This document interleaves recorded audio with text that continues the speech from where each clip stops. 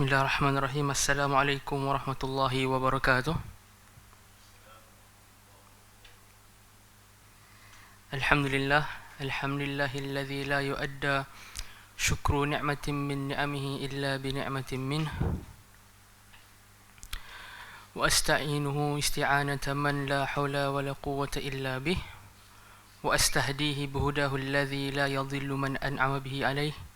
وأستغفره لما أزلفت وما أخرت استغفار من يقر بعبوديته ويعلم أنه يغفر ذنبه ولا ينجيه منه إلا هو وأصلي وأسلم على نبينا وإمامنا وقدوتنا محمد صلى الله عليه وسلم كلما ذكره الذاكرون وغافل عن ذكره الغافلون أما بعد. Jadi Alhamdulillah, pada pagi ini kita bertemu sekali lagi di Baitul Salam ni untuk membicarakan buku yang bertajuk Jadilah Salafi Sejati, ataupun dalam bahasa Arabnya Kun Salafiyan Alal Jaddah.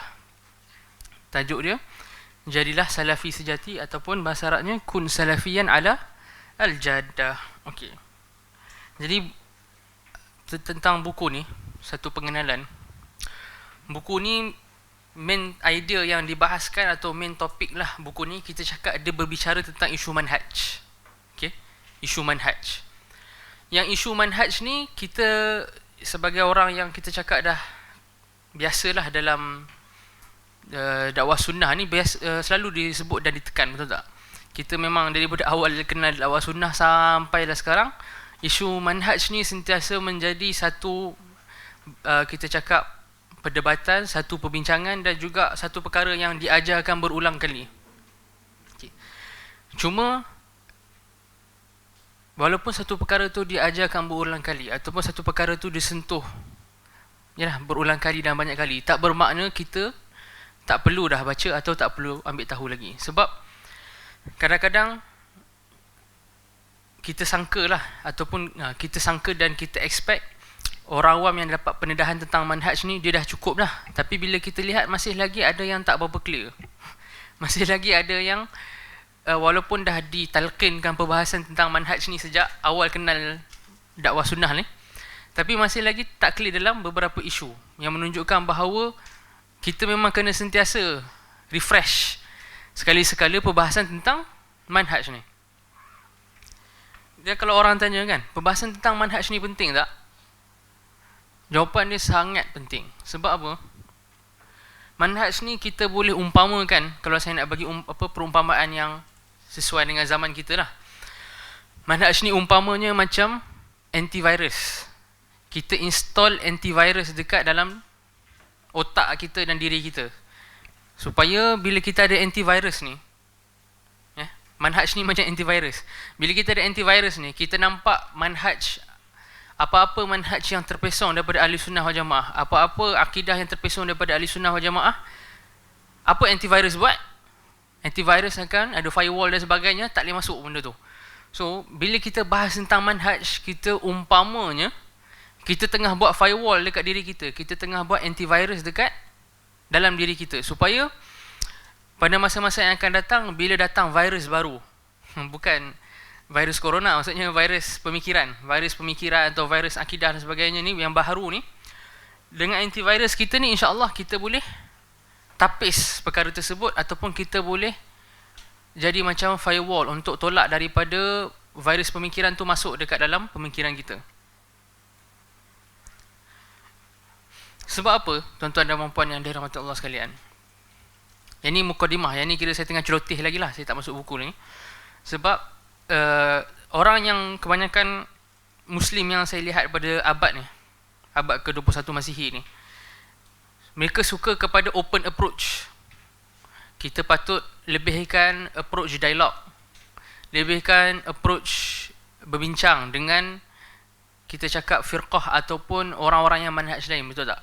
Kononnya kita boleh duduk semeja dengan Batiniyah ke, duduk semeja dengan Sufiah yang kaum Sufi yang hulu dan sebagainya. Macam nak ada approach lah, ada approach dari sudut kita cakap perbualan, debate kan. Perkara ni walaupun kita tengok macam, itu menunjukkan bahawa orang ni open minded lah, bagus lah, kita boleh judge lah hujah masing-masing. Walaupun memang macam tu asalnya macam bagus, sebab bila kita buat open table ni, kita dengar pendapat masing-masing, masing-masing boleh nilai kan, masing-masing boleh dengar. Sebenarnya perkara tersebut wallahu taala alam, setakat apa yang saya faham, mungkin saya faham salah, tapi setakat apa yang saya faham, ulama akidah dia tak endorse perkara tersebut 100%. Ada keadaan dia endorse kita duduk berbincang, ada keadaan dia tak endorse. Ada keadaan yang memang ulama ambil approach apa? Dia ambil approach dia ban. Dia ban buku, dia ban daripada jumpa orang, dia boycott. Ada approach yang kadang-kala kalau ada hajat tertentu dia akan buka ruang untuk duduk sekali berbincang. Jadi dalam membahaskan manhaj ni, approach asal dia adalah kita tak open sangat. Kita tak open dari sudut, bukanlah kerja kita sebagai orang yang baru nak kenal dakwah salaf ke ataupun penuntut ilmu dalam dakwah salaf ni, kita nak setiap minggu kita nak duduk dengan orang-orang yang ada pemikiran lain yang berbagai-bagai ni, dengan mungkin Islam liberal ke, dengan mungkin Muslim yang ada kecenderungan sekular ke dan sebagainya. Setiap minggu kita nak mengenal idea baru. Kita nak buka otak kita kepada idea baru. Tak. Hukum asal dia adalah kita tak digalakkan buat benda tersebut. Bahkan ulama kata haram. Sebab apa? Ini nak menutup ruang, kan, kita cakap saddu zari'ah, nak menutup ruang daripada kita yang tak berapa kuat lagi pegangan ataupun ilmu kita ni, supaya tak mudah terpengaruh. Berbeza dengan orang yang memang dah alim atau orang yang dah sampai tahap ulama, dia nak duduk open table discuss, itu tak apalah. Okey, ada beza tak antara orang yang alim duduk open table discuss tentang isu manhaj dengan orang yang manhaj lain ni, dengan kita yang orang awam ataupun orang yang masih lagi di awal-awal peringkat menuntut ilmu ni? Jawapan dia ada beza. Sebab bila orang tu dah sampai certain tahap ilmu, dia boleh duduk sekali dan dia dah memang boleh tapis. Dan insya-Allah syubhat dan sebagainya tu dia boleh jawab balik, dan dia dah tak makan dengan syubhat tu dah. Adapun kita ni, yang mungkin kita pun hafal hadis pun tak banyak, hafal Quran pun tak banyak, masih duduk, walaupun datang kelas banyak, masih tak clear berapa isu lagi. Kalau kita duduk sekali, silat-silat kita yang termakan syubhat.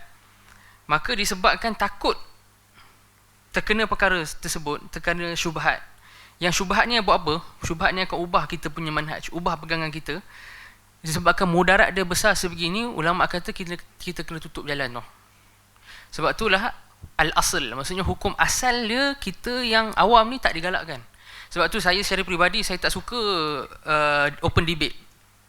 Saya cakap terang-terang, saya tak ada main tutup-tutup. Antaranya debate tentang isu rejam yang dilaksanakan dekat negeri dekat belah utara lah. Isu rejam ni, tanpa kita melihat perbahasan akademik dia, orang yang betul-betul adil dan dia ada ilmu, dia tahu dia dah ada ijma' ulama'. Ijma' confirm. Ijma' kesepakatan ulama' dalam isu rejam confirm. So al-asl, hukum asal dia, bila perkara tu ijma', kita bahas lagi tak? Ada tak tuan-tuan dan perempuan nak buat open debate tentang kefarduan solat 5 waktu? Ada? Kenapa tak ada orang buat? Sebab kefarduan solat 5 waktu ni maklum minaddin bidarurah, benda yang semua orang dah tahu. Seperti mana solat tu semua orang dah tahu, ulama' dah sepakat memang ada. Rejam pun sama. Tak ada beza antara rejam dengan solat ni. Dari sudut kekuatan tu, sabit dengan ijma', dulu sama, sabit dengan ijma' yang qat'i. Tapi kenapa yang tu orang buka satu ruang dan semua nak dengar berbahas? Yang mungkin bila orang awam dengar dalam ruang perbahasan tu, dia terkena syubhat, dia terkena dalil tu, dia tak faham, apa jadi ke dia? Dia ingkar ijma'. Dia ingkar ijma' rejam tu. Lepas tu dalam alasan apa? Oh, benda ni masalah akademik. Dia tak sedar, dia ingkar ijma' yang ulama' kata qat'i dah. Dia ingat tak qat'i lah, dia ingat oh ijma' tu tak confirm pun sebab tu ada perbahasan. Tak. Certain perkara, orang bahas tak bahas, orang syak tak syak, dia kekal. Saya bagi contoh. Sekarang ni, semua yang ada kat sini, yang tuan-tuan dan puan-puan yang dirahmati Allah sekalian, yakin tak Allah itu Tuhan yang layak disembah? Yakin, betul tak? Semua sini yakin. Okey.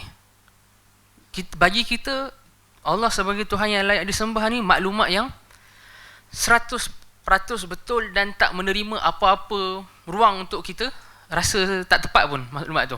Tapi saya tanya tuan-tuan dan puan-puan yang dirahmati Allah sekalian, ada tak kat luar sana orang yang syak dalam perkara ni? Adalah orang etis dan sebagainya kan? Okey. Adakah syak si etis ni bagi kesan dekat hakikat fakta sebenar bahawa Allah tu memang satu-satunya Tuhan yang layak disembah? Tak kan? Sama jugalah. So bila ada setengah orang dia syak terhadap rejam tu, tak sabit lah, tak apa semuanya, adakah dia punya syak disebabkan dia jahil tu bagi kesan? Tak. Masalahnya dah berapa ratus ribu ulama dah sepakat ijma' terhadap isu rejam ni. So bila datang orang abad ke-21 tiba-tiba nak challenge ratusan ribu ulama tu, ada efek? Tak ada efek. So approach kita sepatutnya bukan macam tu. Ini wallahu ta'ala alam, mungkin ada yang tak setuju, mungkin ada yang kita nak lebih akademik dan sebagainya, tapi saya secara peribadi, ada perkara kita boleh akademik, ada perkara yang kita boleh buka ruang untuk perdebatan, terutamanya kalau isu tu isu khilafiah yang zanni lah. Zanni maksudnya dalil 50-50, mungkin support pandangan kita, mungkin support pandangan mazhab lain, itu tak apa lah. Nak buat perdebatan tentang kekuatan hujah isu kunut, kita ada yang represent mazhab Syafi'i, ada represent mazhab lain kan, mazhab Hanafi sebagainya, boleh tak? Boleh. Sekali lah, benda tu tak ada isu, benda tu zanni, khilaf yang tak bagi kesan pun. Dah habis tu boleh tak salam duduk minum kopi sekali? Boleh. Okey, isu macam ijma', isu macam kefarduan solat 5 waktu, bila kita ada pihak A yang kata ada solat 5 waktu, pihak B yang kata tak ada, boleh tak lepas tu duduk sekali? Agak-agak boleh tak? Maksudnya memang nampak tak gambaran kita macam mana? Perkara yang sepatutnya dah clear cut dah, kita bagi ruang. Sebab memang kecenderungan pada abad ke-21 ni, kononnya kita nak macam, kita nak lebih terbuka pemikiran. Saya bukan mengajak kepada jumud. Bukan kita nak kata manhaj salaf ni, nak jadi salafi ni maksudnya orang yang jumud. Tak, siapa yang dia buat equation macam tu, dia buat kiraan salafi equals to jumud, salah. Kita buka ruang untuk kita cakap menerima idea lain, menerima pemikiran lain, menerima mazhab lain, tapi pada kita cakap ruang dan kadar yang dibenarkan. Sebab everything dia kena ada limit. Once kita tak letak limit, kita biar aja ruang untuk menerima apa-apa idea tu, habis. Kalau saya tanya, seorang salafi pakai pandangan seorang doktor yang kafir dalam isu medik, apa-apalah mungkin dia pegang, katakanlah dia isu vaksin sebagainya, dia yakin dengan kajian-kajian Universiti Barat yang vaksin ni bagus, yang vaksin ni terbukti dan sebagainya. Ada masalah? Tak ada masalah. Dari sudut perkara tersebut, memang dia bukan sama kritikal macam perkara akidah dan perkara yang qat'i, dan memang kita bagi ruang pun untuk orang terima atau tak terima isu tu. Sebab isu tu isu terbuka. Walaupun, yelah, saya sendiri memang saya promote vaksin lah, cuma maksudnya dari sudut isu tu sendiri, boleh tak kita sebagai salafi nak ada open minded? Boleh lah. Walaupun memanglah sepatutnya siapa yang pegang pendapat dia kena promote lah, vaksin tu penting dan sebagainya kan. Dan isu-isu lain, isu-isu macam orang cakap, ada apa nama dia, bumi ni bulat ke tak, orbit ke tidak dan sebagainya tu, walaupun memang siapa yang mungkin kaji sains, dia akan pilihlah pendapat tertentu yang dia rasa kuat kan. Tapi dari sudut kita nak open minded, nak discuss isu tu daripada awam, dekat tempat awam, dekat Facebook dan sebagainya, boleh tak? Boleh. Benda biasa, benda common. Tapi bila kita masuk dekat perkara yang melibatkan agama, terutamanya melibatkan perkara yang kita cakap qat'iyat ni, perkara-perkara yang 100% yang tak ada ruang untuk khilaf, maklum minad din bil darurah, yang ulama tak khilaf pun, tiba-tiba dekat situ pun kita nak heretkan discussion, nak buka ruang ni, so tu tak boleh.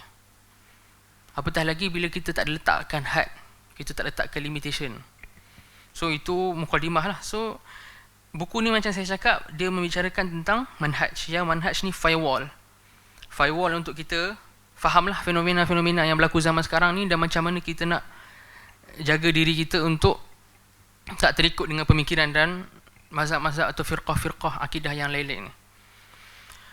Jadi insya-Allah buku ni nama dia Jadilah Salafi Sejati, tulisan Dr. Abdul Salam bin Salim As-Suhaimi.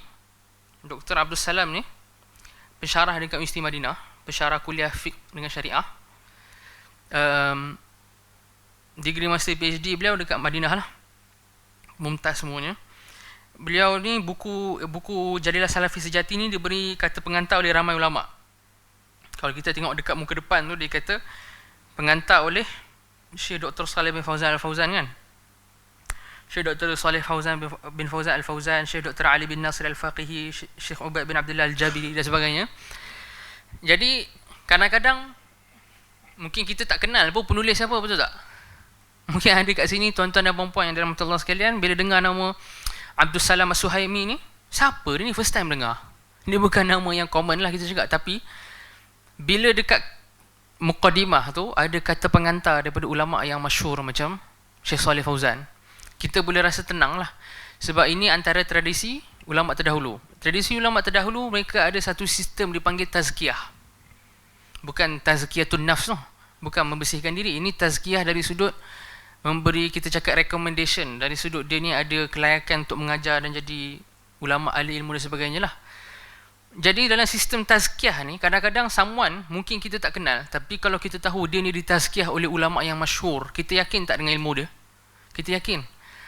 Ada certain ulama kita first time dengar, tapi kita tengok, oh dia ni diberi tazkiyah, maksudnya diberi rekomendasi oleh Syekh Abdul Aziz bin Baz, diberi rekomendasi oleh Syekh Muhammad bin Shalih Al-Utsaimin.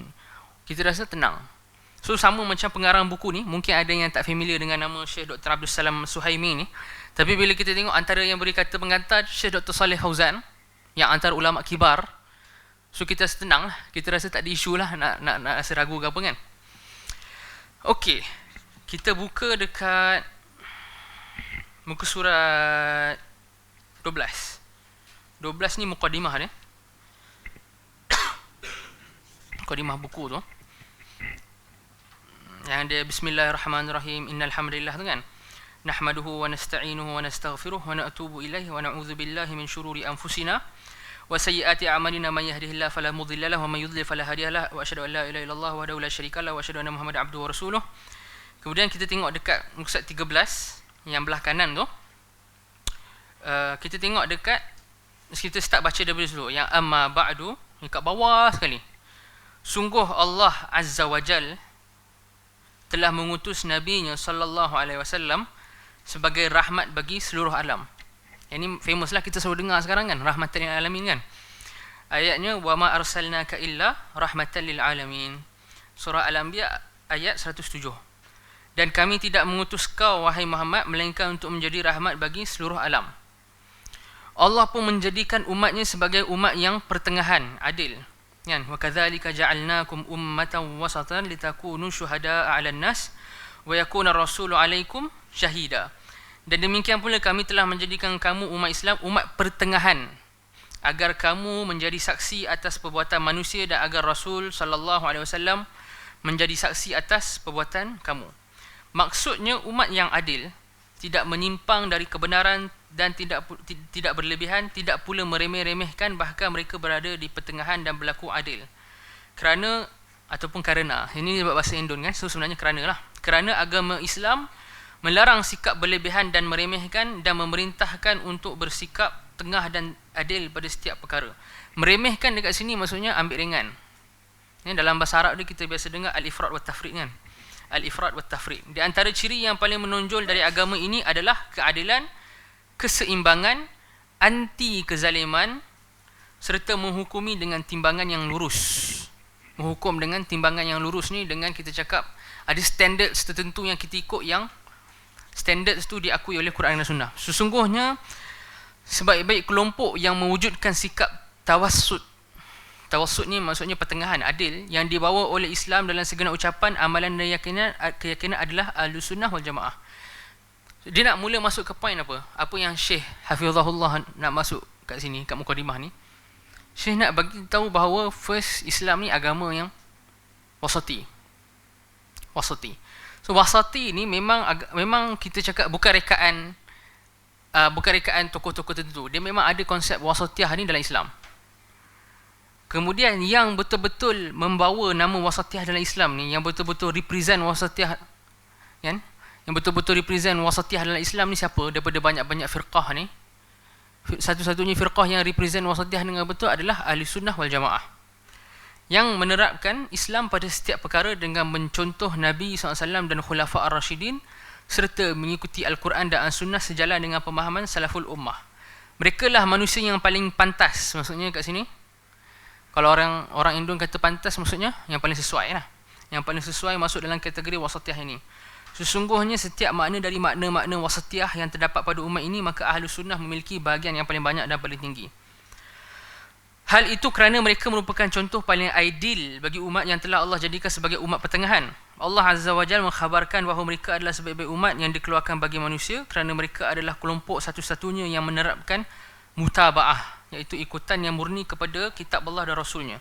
sallallahu alaihi wasallam berbeza dengan kelompok dan golongan lain kerana tidak ada satu kelompok dan tidak ada satu golongan pun kecuali terdapat beberapa pendapat dan keyakinannya yang bertentangan dengan Al-Quran dan Sunnah. Okay. Kerana itu Ahlus Sunnah merupakan sebaik-baik kelompok dalam umat ini dan seadil-adil golongan. Merekalah kelompok yang ditolong dan merekalah golongan yang selamat. Okay. Ini kat mukadimah lagi, Syekh dah bagi isyarat bahawa Ahli Sunnah ni ada beberapa term ataupun beberapa nama atau gelaran yang ulama guna untuk refer kepada Ahli Sunnah. So bila Syekh kata seadil-adil golongan, mereka lah kelompok yang ditolong. Kelompok yang ditolong ni nak mengisyaratkan kepada antara salah satu nama Ahli Sunnah, iaitu dipanggil At-Ta'ifah Al-Mansurah. At-Ta'ifah Al-Mansurah ni, perkataan At-Ta'ifah Al-Mansurah ni merefer kepada Ahli Sunnah wal Jamaah. Dia antara salah satu terminologi yang ulama guna untuk refer kepada Ahli Sunnah wal Jamaah. Ya, At-Ta'ifah Al-Mansurah ni disebut dalam hadis, term ni. Kemudian, dan mereka lah golongan yang selamat. Al-Firqah An-Najiyah. Kita boleh dengar kan? Al-Firqah An-Najiyah ni maksudnya golongan yang selamat lah. An-Najiyah ni yang selamat. Yang ni semua nama kepada Ahli Sunnah. Nama-nama lain bagi Ahli Sunnah. Syekh bagi isyarat. Dan mereka lah sebagaimana diungkapkan oleh Syekhul Islam Ibn Taymiyah rahimahullah, wasatun fil nihali kama anna millatal islami wasatun fil milal. Ahli Sunnah ni pertengahan di antara setiap golongan sebagaimana agama Islam pertengahan di antara setiap agama. Okey. Ini saya huraikan sikit apa maksud Ibn Taymiyah ni. Maksud pertengahan dekat sini adalah saya dengan contoh lagi mudah. Okay. Kita dekat satu sudut kita ada golongan yang ekstrim yang menafikan sifat Allah secara total. Macam Jahmiyah lah. Yang Jahmiyah ni mereka bawa pegangan ta'til dan akidah kan. Yang pegangan ta'til dan akidah ni maksudnya Tuhan tak ada apa-apa sifat langsung. Ni satu ekstrim. Menafikan sifat 100% sebab takut berlaku persamaan dengan makhluk. Okay. Dekat hujung yang lain kita ada satu golongan yang ekstrim. Kita ada musyabbihah ataupun mujassimah lah, musyabbihah lagi tepat. Musyabbihah ni sebenarnya bukan satu firqah khusus, tapi idea musyabbihah ni ada dalam beberapa firqah, antaranya Karramiyah dipanggil ataupun Qurramiyah. So Karramiyah ni mereka ni musyabbihah. Mereka kata Allah ada sifat-sifat, bahkan sifat-sifat Allah tu sama macam makhluk, ataupun sifat-sifat makhluk itu sama macam sifat-sifat Allah. Ni ekstrim yang kedua. Okay, jadi Ahli Sunnah duduk kat mana? Ahli Sunnah duduk kat tengah-tengah. Ahli Sunnah kata Allah ada sifat, bukan tak ada sifat macam Jahmiyah kata. Allah ada sifat, yang sifat tu Allah sendiri bagi tahu dalam Al-Quran dengan hadis. Tetapi tak bermakna bila Allah ada sifat tu Allah sama dengan makhluk. Pertengahan tak? Pertengahan lah di antara dua ekstrim, kan? Jadi ini menunjukkan di antara firqah ni maksudnya mazhab akidah. Bila saya cakap firqah, mazhab akidah. Di antara firqah, maksudnya firqah Jahmiyah kat sini dan firqah Musyabbihah atau Karramiyah kat sini. Ahli Sunnah kat mana? Kat tengah ni. So ini maksud Ahli Sunnah ni pertengahan di antara firqah-firqah Islam. Seperti mana Islam tu pula pertengahan di antara millah ataupun milal. Millah ni agama. Jadi bila kita tengok kitab-kitab ulama akidah, bila dia kata firqah ni merujuk kepada mazhab dalam akidah tapi masih lagi dalam lingkungan Islam. Okey? Jadi Yahudi atau Kristian dipanggil firqah tak? Tak. Sebab firqah dia mesti dalam lingkungan Islam. Ataupun lingkungan Islam lah, firaq. Sebab tu dia panggil al-firaq al-muntasibah ila Islam. Firqah-firqah yang menisbahkan diri kepada Islam. Luar daripada Islam, dia dah tak panggil firqah lah, dia jadi agama. Agama ni sama ada din atau millah lah. Millah kan. Jadi Yahudi, Kristian, Buddha, Hindu semua tu millah. Millah. Tapi kalau Mu'tazilah, Syiah, Khawarij semua tu dipanggil firqah. Okey, beza Ataupun dipanggil juga firqah ni dengan nama lain Nihlah. Sebab tu kita ada ulama macam Imam Syahrastani ada kitab Al-Milal wan Nihal. Bukan Syahrastani je, ramai lagi. Ibn Hazm pun ada kitab Al-Milal wan Nihal. Al-Milal refer kepada apa? Agama. Maksudnya dalam tu dia akan bincang tentang agama-agama lain juga. Sebab tu dalam Al-Milal wa Nihal Syahrastani, beliau ada bahas tentang agama Majusi, Kristian, Yahudi sebagainya. An-Nihal merujuk kepada firqah tadi tu, iaitu Khawarij, Mu'tazilah, Jahmiyah, semua tu lah yang masih lagi dalam lingkungan Islam. Maksudnya dia menisbahkan diri dia kepada Islam. Okey. So itu maksud Ibn Taymiyah, Ahli Sunnah ni pertengahan di antara setiap golongan. Jadi di antara semua golongan tadi yang saya sebut, kalau dalam firqah ni, Jahmiyah, Mu'tazilah, Khawarij, dalam apa-apa isu, biasanya Ahli Sunnah ni kat pertengahan. Macam tadi saya bagi contoh dekat isu sifat kan, dekat isu asma' wa sifat. Okey. Kemudian kita tengok dekat surat 17 tu, kita nak baca semua mungkin tak sempat lah nak baca perkataan by perkataan. Kita tengok mana yang kita boleh skip. Okay, dekat surat 17, dengan alasan ini maka pemegang, dekat surat 17 perenggan kedua, maka pemegang kebenaran mesti dikenal dan dengan identitas, maksudnya dengan identiti lah, yang membezakan mereka dari yang lainnya dari kalangan para pembuat bid'ah dan para penyeleweng akidah. Maka ketika itu muncullah nama-nama mereka yang syar'i diambil dari nas-nas syariat. Di antara nama mereka Ahlus Sunnah, Ahlus Sunnah wal Jamaah, Al-Firqah An-Najah, Al-Ta'ifah Mansurah serta Ahlul Hadis wal Athar. Okey.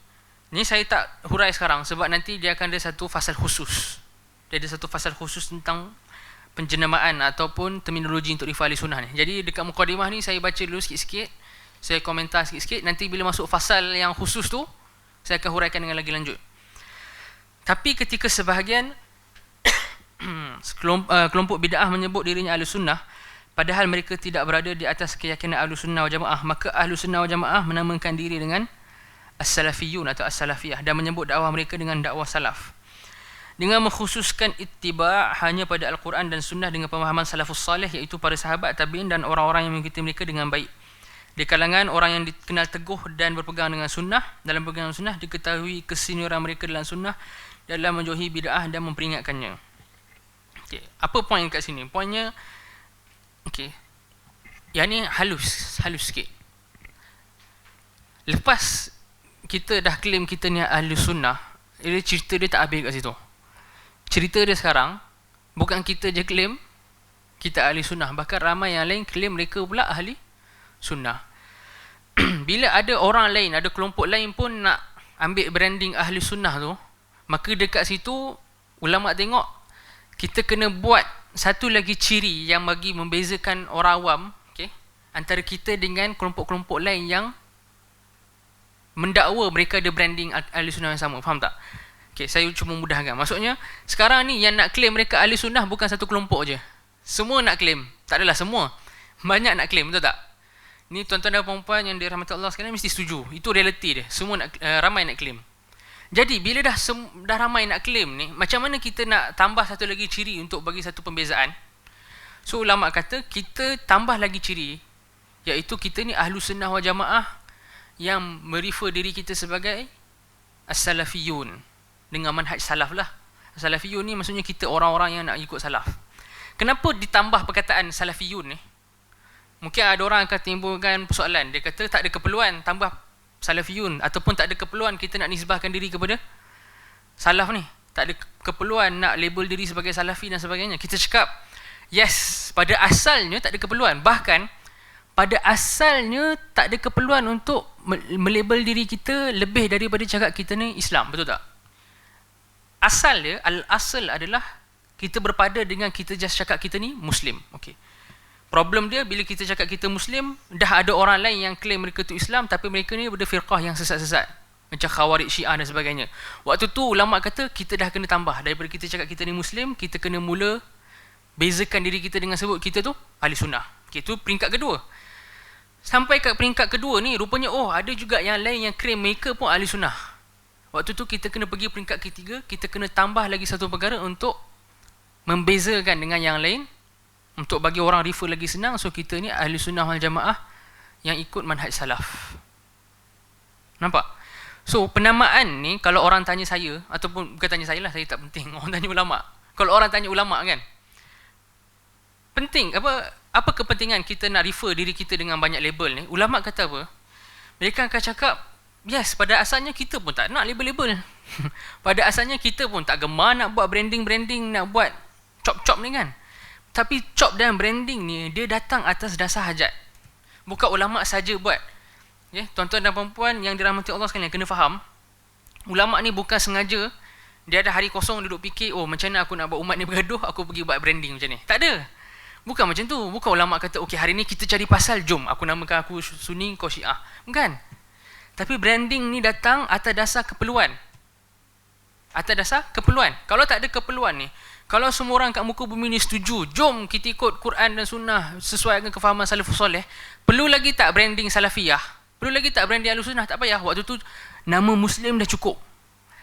Tapi memandangkan ada ikhtilaf ni, ada perpecahan ni, maka waktu tu datanglah keperluan untuk kita letak branding. So kita kena faham elok-elok kita jangan jadi macam pengkaji barat. Pengkaji barat mereka ingat kita buat branding ni atas dasar memang betul-betul atas dasar ta'assub, atas dasar nak lebihkan hawa nafsu. Tak. Ulama tak ada isu hawa nafsu kat sini. Ulama just buat sebab memang ada hajat. Kalau tak ada hajat, ulama-ulama salafi lah orang pertama yang kata, okey tak payah refer aku salafi pun, refer aku Muslim cukup. Faham? So maksudnya mereka buat perkara ni bukan atas saja-saja ataupun sebab nak memang saja cari pasal, tapi ada hajat. Sebab itulah ditambah perkataan Ahlussunnah wal Jamaah. Kemudian kalau kita nak tambah lagi nak refer dengan lagi tepat, kita cakap Ahlussunnah wal Jamaah yang ikut manhaj salaf. Okey.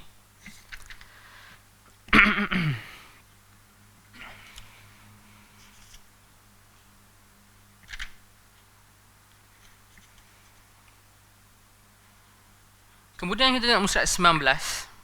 Dekat mukadimah ni saya bagi tahu siap-siap. Syekh ni dia ada isyaratkan kepada perbahasan yang dia nak bahas dalam buku ni. Macam musyad 19 ni dia akan ada satu perbahasan khusus tentang apa hukum kita nisbah diri kita kepada salafi macam tu. Kan? Jadi macam saya cakap tadi lah, saya tak sentuh kat sini dengan detail, saya akan sentuh dekat fasal khusus dia tu. Cuma sini saya akan baca dan komentar sepintas lalu je. Kata Syekh Hafizahullah, bukan termasuk bid'ah sedikit pun menamakan Ahlussunnah wal Jamaah dengan Salafiyun. Kerana istilah salaf sangat sesuai dengan istilah Ahlussunnah wal Jamaah. Hal itu diketahui dengan melihat terkumpulnya kedua istilah tersebut pada diri para sahabat. Mereka lah salafus salih dan mereka lah Ahlussunnah. Sebagaimana kita boleh mengatakan sebagai seorang Sunni kerana menisbatkan diri kepada Ahlussunnah, maka boleh pula kita mengatakan sebagai seorang Salafi kerana menisbatkan diri kepada generasi salaf. Hal ini tentu tidak berbeza. Ini nanti saya akan huraikan lebih lanjut. Tapi main idea yang penulis nak bagi tahu adalah seperti mana hukum kita nak nisbah diri kita kepada Ahlussunnah atau kita nak cakap kita ni Sunni itu, ulama kata boleh, harus dan digalakkan. Maka sebegitu jugalah hukum kita nak nisbah diri kita kepada Salafi ke dan sebagainya pun digalakkan juga. Tak ada beza. Sebab apa? Kalau orang tanya apa illah, apa sebab kita boleh macam tu? Sebab dia menisbahkan diri kita kepada ahli sunnah ke atau menisbah diri kita kepada salaf. Maksudnya kita cakap kita ni salafi ke, tak ada beza. Sebab bila someone kata aku ni salafi, basically dia kata aku ni ahli sunnah. Bila dia kata aku ni ahli sunnah ataupun sunni, basically dia kata dia tu salafi. Cuma dekat sini saya nak bagi komentar sikit. Yang ni tuan-tuan dan puan-puan kena faham. Bila dalam media barat ataupun pengkajian barat, kajian tokoh akademik barat ke tokoh orientalis, mereka bahagikan Islam kepada Syiait dengan Sunni, betul tak? Tuan-tuan dan puan-puan kalau tengok berita Amerika ke berita barat dan sebagainya, mereka kata Islam ada Syiait dengan Sunni. Sunni dalam terminologi barat, akademik ke media ke, maksudnya anything yang bukan Syiah. So termasuklah Sunni yang sesat belaka. Yang Khawarij pun dikata Sunni, yang Mu'tazilah pun dipanggil Sunni, yang liberal Islam pun dipanggil Sunni, as long as dia tu bukan Syiait. So Sunni dalam terminologi barat, bukan Sunni dalam pemahaman ulama Islam, okey? Sebab Sunni dalam pemahaman ulama Islam, dia lah ahli sunnah wal jamaah. Dia tu bukan Khawarij, dia bukan Mu'tazilah, dia bukan Jahmiyah, dia bukan Karamiyah ke Rafidhah ke apa, dia bukan. Dia ahli sunnah. Tapi bila barat pakai, dia jadi apa-apa sahaja yang opposite, apa sahaja yang berlawanan kepada Syiah dia panggil Sunni. Sebab tu kalau kita tengok media barat, bila dia kata oh konflik dekat Middle East, konflik dekat Asia Tengah ni kan, dekat negara-negara Arab ni, dia kata konflik between Syiait dengan Sunni. So bila kita tengok oh Syiait dengan Sunni, betul lah. Bila kita tengok Sunni yang dia masukkan tu apa, umum sangat. So kita jangan termakan dengan apa yang diorang buat lah, apa yang media barat buat. Okey.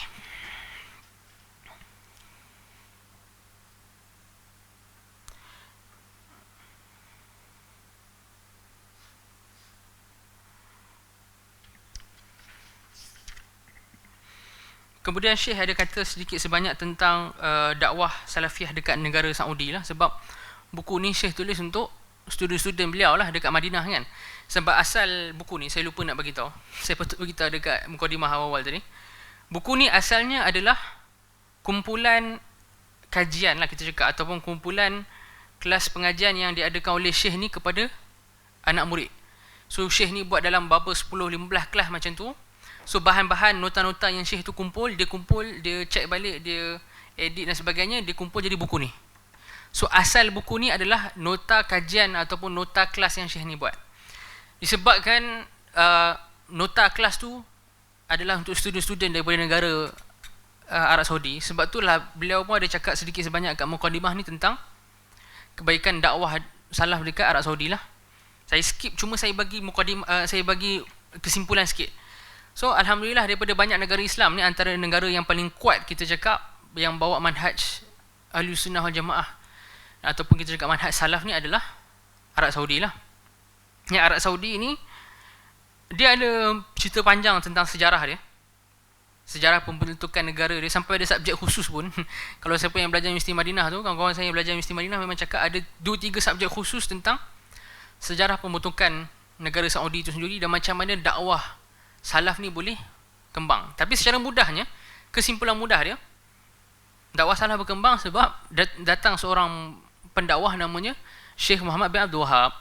Jadi Syekh Muhammad bin Abdul Wahab ni nama yang kontroversi lah, tapi bagi kita, beliau seorang yang ikhlas dalam berdakwah dan manhaj yang beliau bawa ni sama macam ulama salaf. Buktinya adalah apa yang ada dalam kitab beliau.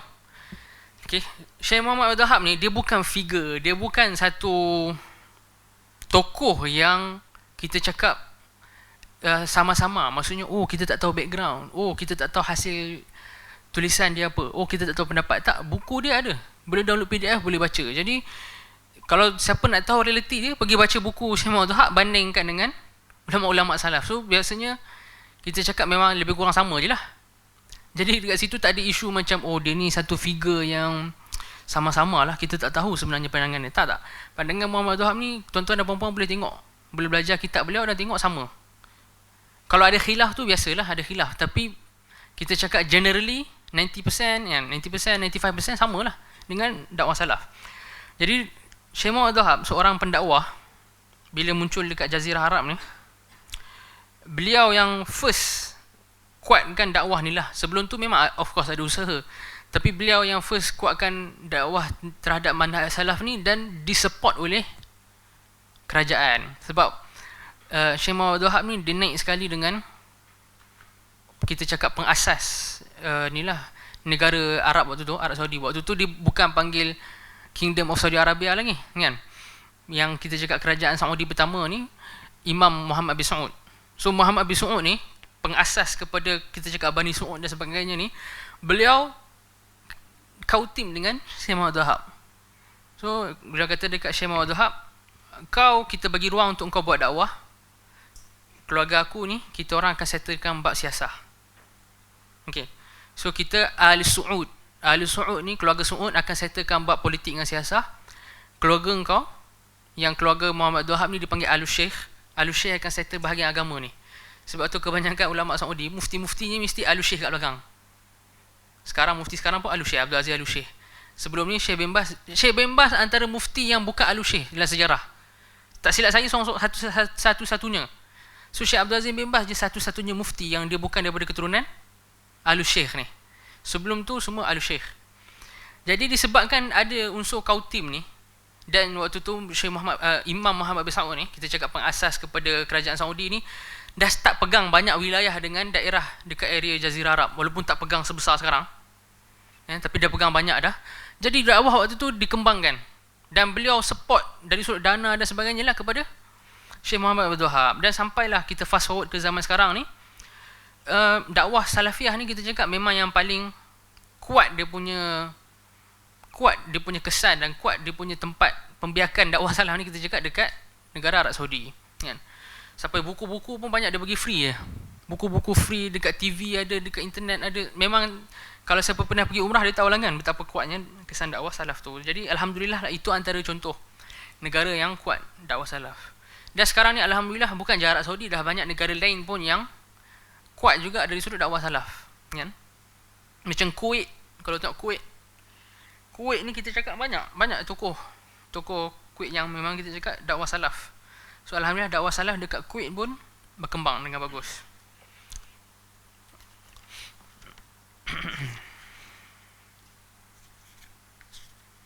Okey.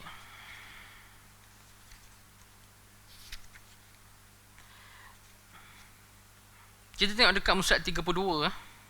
Musad 32. Kita skip sikit.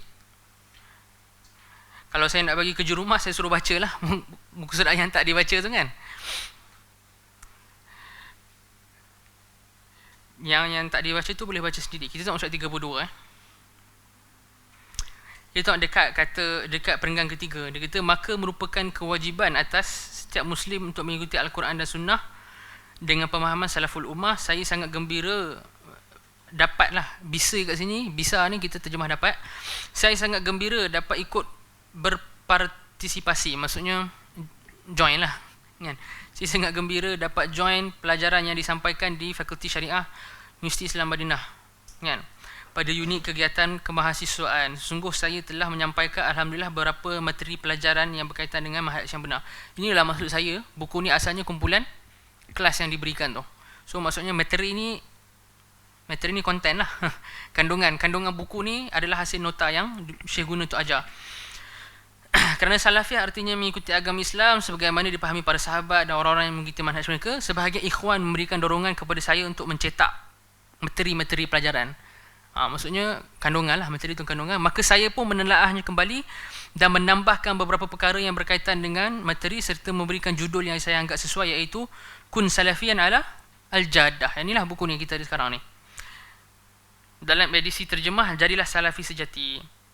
Dekat nota kaki Syekh dia kata dapat idea perkataan Kun Salafiyan Al-Jaddah ni kat mana? Dekat buku Syekh Dr. Bakar Abu Zaid rahimahullah. Syekh Bakar Abu Zaid ni, buku beliau tu Hilyah Talibul Ilm. Dr. Kamilin dah pernah hurai kat sini dah habis. Saya tak pernah join lah, tapi ada rakaman YouTube penuh Dr. Kamilin hurai kitab Hilyah Talibul Ilm Syekh Bakar Abu Zaid. So dekat kitab Hilyah Talibul Ilm Syekh Bakar Abu Zaid ni, Syekh Bakar Abu Zaid ada buat bahagian khusus tentang nasihat kepada orang awam dan nasihat kepada penuntut-penuntut ilmu agama ni. Beliau kata antara list nasihat tu, antara beberapa nasihat tu, antara nasihatnya adalah Syekh kata, hendaklah engkau menjadi salafi yang sejati. Kun salafiyan alal jaddah. Jadi penulis kitab ni dapat idea daripada nasihat Syekh Bakar Abu Zaid tu. So dia gunakan nasihat tu jadi tajuk buku. So asal tajuk buku ni Kun Salafiyan alal jaddah ni adalah nasihat yang diberikan oleh Syekh Dr. Bakar Abu Zaid. Syekh Dr. Bakar Abu Zaid ni ulama besar Saudi, sangat alim. Cuma mungkin tak familiar. Mungkin tuan-tuan dan puan-puan yang dirahmati Allah sekalian ada yang tak familiar. Tapi sepintah lalu, Syekh Bakar Abu Zaid ni dulu beliau anggota Hayat Akibar dan juga ketua Majma' Fiqh sedunia. Majma' Fiqh ni perjumpaan ulama-ulama sedunia lah, dari sudut ulama syariah untuk bahas fatwa dan sebagainya. Beliau dulu chairman kepada Majma' Fiqh sedunia, Syekh Bakar Abu Zaid. So sangat alim. Bila saya ulang sangat banyak kali tu, saya bukan over, tapi memang betul. Sebab saya tak sebut sangat banyak kali, melainkan orang tu betul-betul alim lah. So bila saya cakap Syekh Bakar Abu Zaid ni sangat alim, memang betul-betul alim. Sebab apa? Syekh Bakar Abu Zaid ni antara guru beliau yang utama adalah Syekh Muhammad Al-Amin Asy-Syanqiti yang buat kitab tafsir Adwa'ul Bayan. Okay. Syekh Bakar Abu Zaid belajar dengan Syekh Muhammad Al-Amin Asy-Syanqiti ni 10 tahun. 10 tahun belajar detail kitab habis. Dan Syekh Muhammad Al-Amin Asy-Syanqiti ni, kalau tuan-tuan dan puan-puan yang dalam bidang agama tahu, ilmu beliau ni masya-Allah. Sampai ikut Syekh Abdul Aziz bin Baz dan guru Syekh Abdul Aziz bin Baz, Syekh Muhammad bin Ibrahim namanya. Ikut Syekh Muhammad bin Ibrahim dan ikut Syekh Abdul Aziz bin Baz. Mereka kata ulama yang paling alim zaman mereka ni, kira abad ke-20 Masihi, Syekh Muhammad Al-Amin Asy-Syanqiti. Dan memang secara peribadi saya rasa saya boleh letakkan Syekh Muhammad Al-Amin Asy-Syanqiti ni top 5 untuk abad ke-20 Masihi. Sangat alim. Syekh Muhammad Al-Amin Asy-Syanqiti ni tapi keluar tajuk pula. Syekh Muhammad Al-Amin Asy-Syanqiti ni punyalah alim. Sampai beliau masyhur kan, ada kitab tafsir Adwa'ul Bayan dan sebagainya tu. Ada anak murid beliau pernah kata, pendapat engkau ni tak sama dengan ulama tafsir namanya As-Sawi. As-Sawi ni dia buat hasyiah untuk tafsir Jalalain. Kalau tuan-tuan pernah dengar nama tafsir Jalalain yang biasa diajar kat masjid dan sebagainya tu, tulisan Imam Mahali dengan Suyuti, Jalaluddin Mahali dengan Jalaluddin Suyuti, ada seorang ulama dia buat nota kaki atau macam syarah lah kepada Jalalain, namanya As-Sawi. As-Sawi ni ulama Azhar masyhur, ulama Azhar besar, alim. Beliau dia buat hasyiah ala tafsir Jalalain. Jadi bila ada anak murid kata, Syekh, dia kata kat Syekh Amin Syakiti ni, pendapat engkau ni bercanggah dengan pendapat Syekh As-Sawi ni. Apa kata Syekh Amin Syakiti? Dia kata, demi Allah aku bersumpah, aku tahu aku lagi alim daripada Syekh As-Sawi ni berkali ganda dalam Quran. Dia kata, aku bersumpah aku tahu aku ni confirm lagi alim, dengan yakinnya. Jadi bila Syekh Syakiti sumpah macam tu, kita jangan ingat alah itu dia hawa nafsu ke, itu dia over, tak. Kalau tuan-tuan dan puan-puan baca kitab atas saya tahu memang Syekh Al-Amin Syakiti ni masya-Allah. Memang sangat dia punya kedalaman ilmu tu tak dijumpai dekat zaman sekarang ni. Sebab hafalan Syekh Al-Amin Syakiti ni sangat banyak. Puluhan ribu syair Arab dengan hadis. Puluhan ribu syair Arab dengan hadis. Quran ni tak payah cakap lah. Quran tak payah cakap. Syekh Al-Amin Syakiti ni khatam Quran sekali sehari tu berapa kali tak tahu. 2 kali ke, sekali ke, setiap hari sekali ke. Memang sangat kuat hafalan. Sebab beliau ni orang yang daripada Mauritania, Syakiti kan. Sangat alim. Jadi Syekh Bakar Abu Zaid yang nasihatnya jadi judul buku ni tu, belajar dengan Syekh Al-Amin Syakiti ni 10 tahun.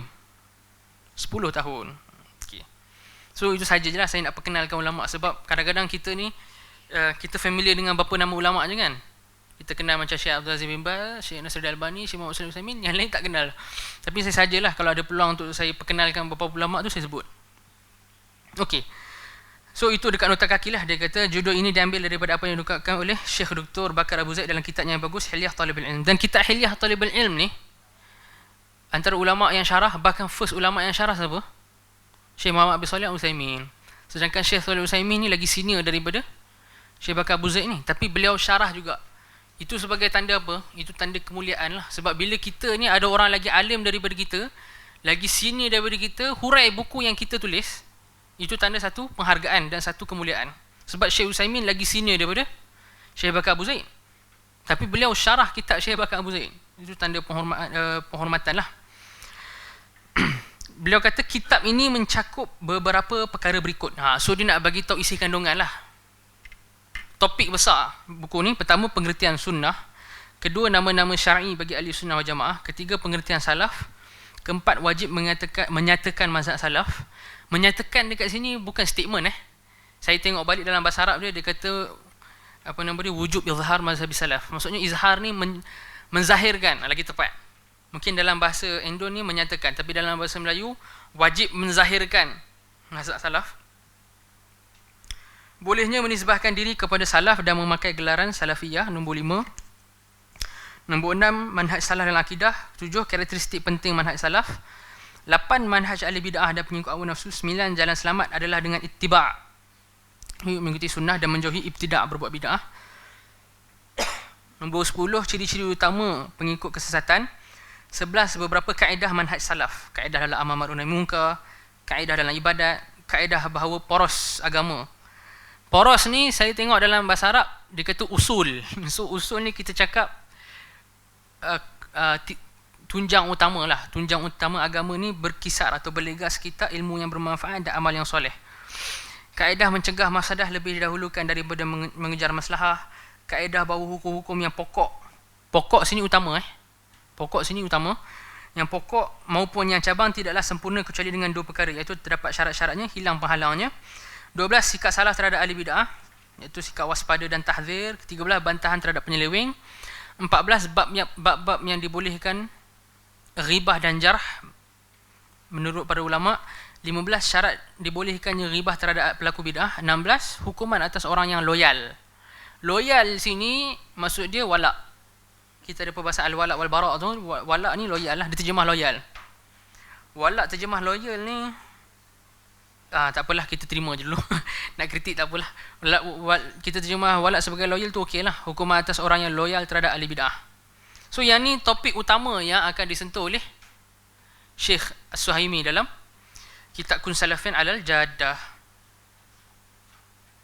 Itu macam isi kandungan. Okay, kita masuk first, muka surat 36. First, Bismillahirrahmanirrahim, pengertian sunnah.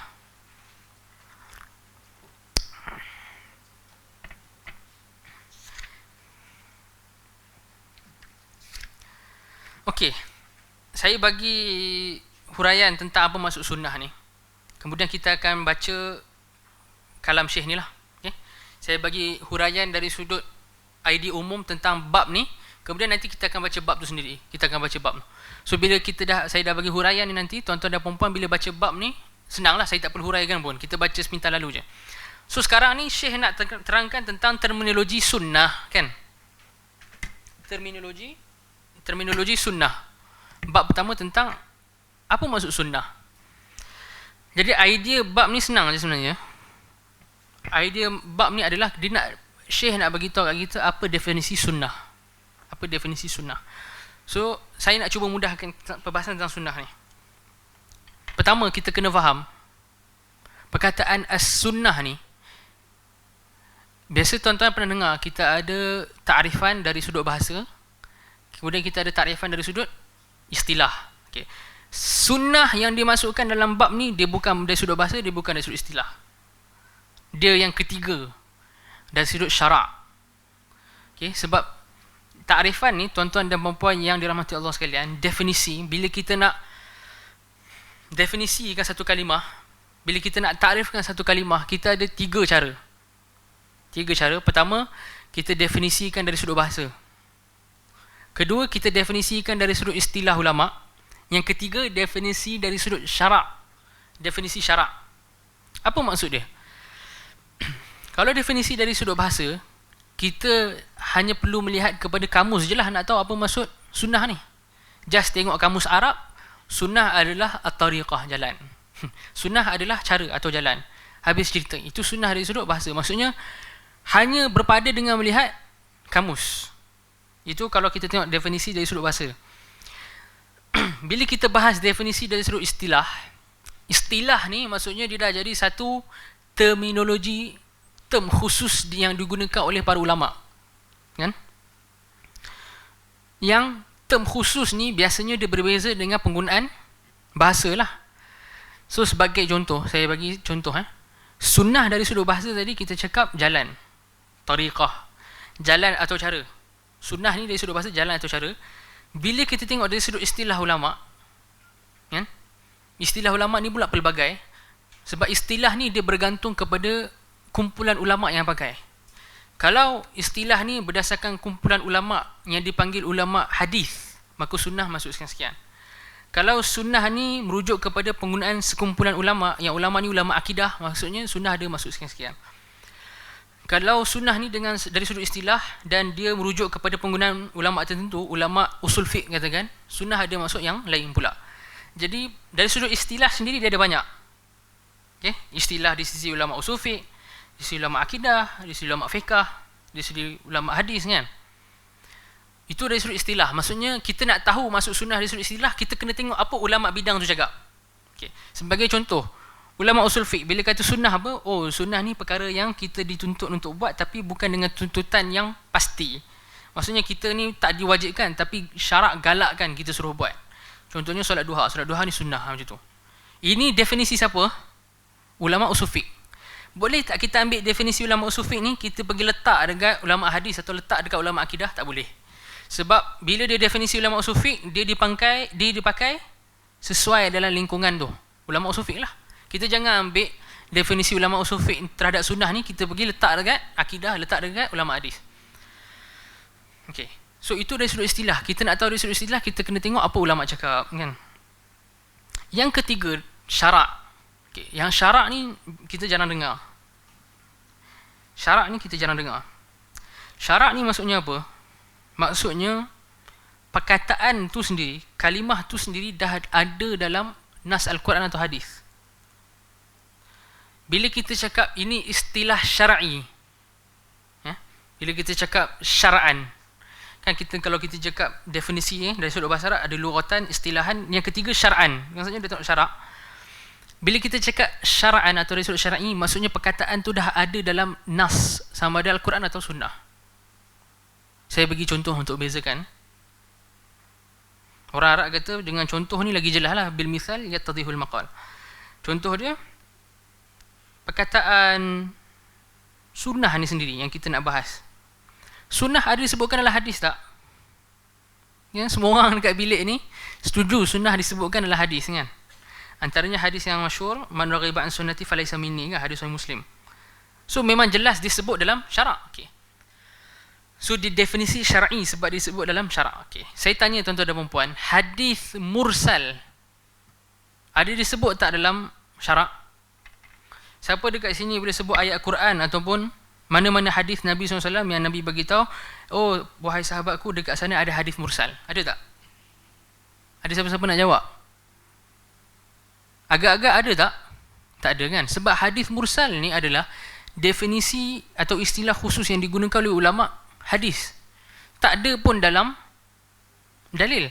Ya, kita buka Quran, kita tak akan jumpa Quran bagi tahu ada istilah nama dia hadis mursal. Hadis mursal ni hadis yang diriwayatkan oleh tabi'in terus kepada Nabi SAW tanpa menyebut sahabat. Itu dipanggil istilah ulama, bukan istilah syarak. Nampak beza dia? Syarak macam sunnah, dia ada dalam wahyu. Hadis mursal, carilah kat semua hadis kat muka bumi ni, carilah kat semua ayat Quran, takkan jumpa apa itu hadis mursal. Jadi cara kita nak interaksi dengan setiap satu ni beza. Beza. Bila kita nak interaksi dengan istilah ulama, kita kena tengok kitab tu lah. Okay, kalau orang tanya, kalau saya nak tahu hadis mursal, saya buat apa? Pergi buka kitab ulama hadis. Buka kitab ulumul hadis ke, mustalah hadis ke, kitab mu'jam mustalahat muhadithin ke, pergi buka tengok apa maksud dia mursal. Tapi bila kalimah tu atau perkataan tu kita cakap datang dari sudut syarak, maka kalau orang tanya macam mana saya nak tahu definisi dia, pergi buka semua dalil, kumpul semua dalil yang guna perkataan tu, nanti kita akan dapat gambaran umum. Jadi bila orang cakap macam mana kita nak tahu apa maksud sunnah, kena kumpul semua dalil yang ada perkataan sunnah ataupun kebanyakan dalil yang ada perkataan sunnah, kan? Kemudian kita tengok satu persatu maksud dia apa, baru kita boleh buat kesimpulan umum. Nampak tak cara dia berbeza tak approach dia? Beza kan?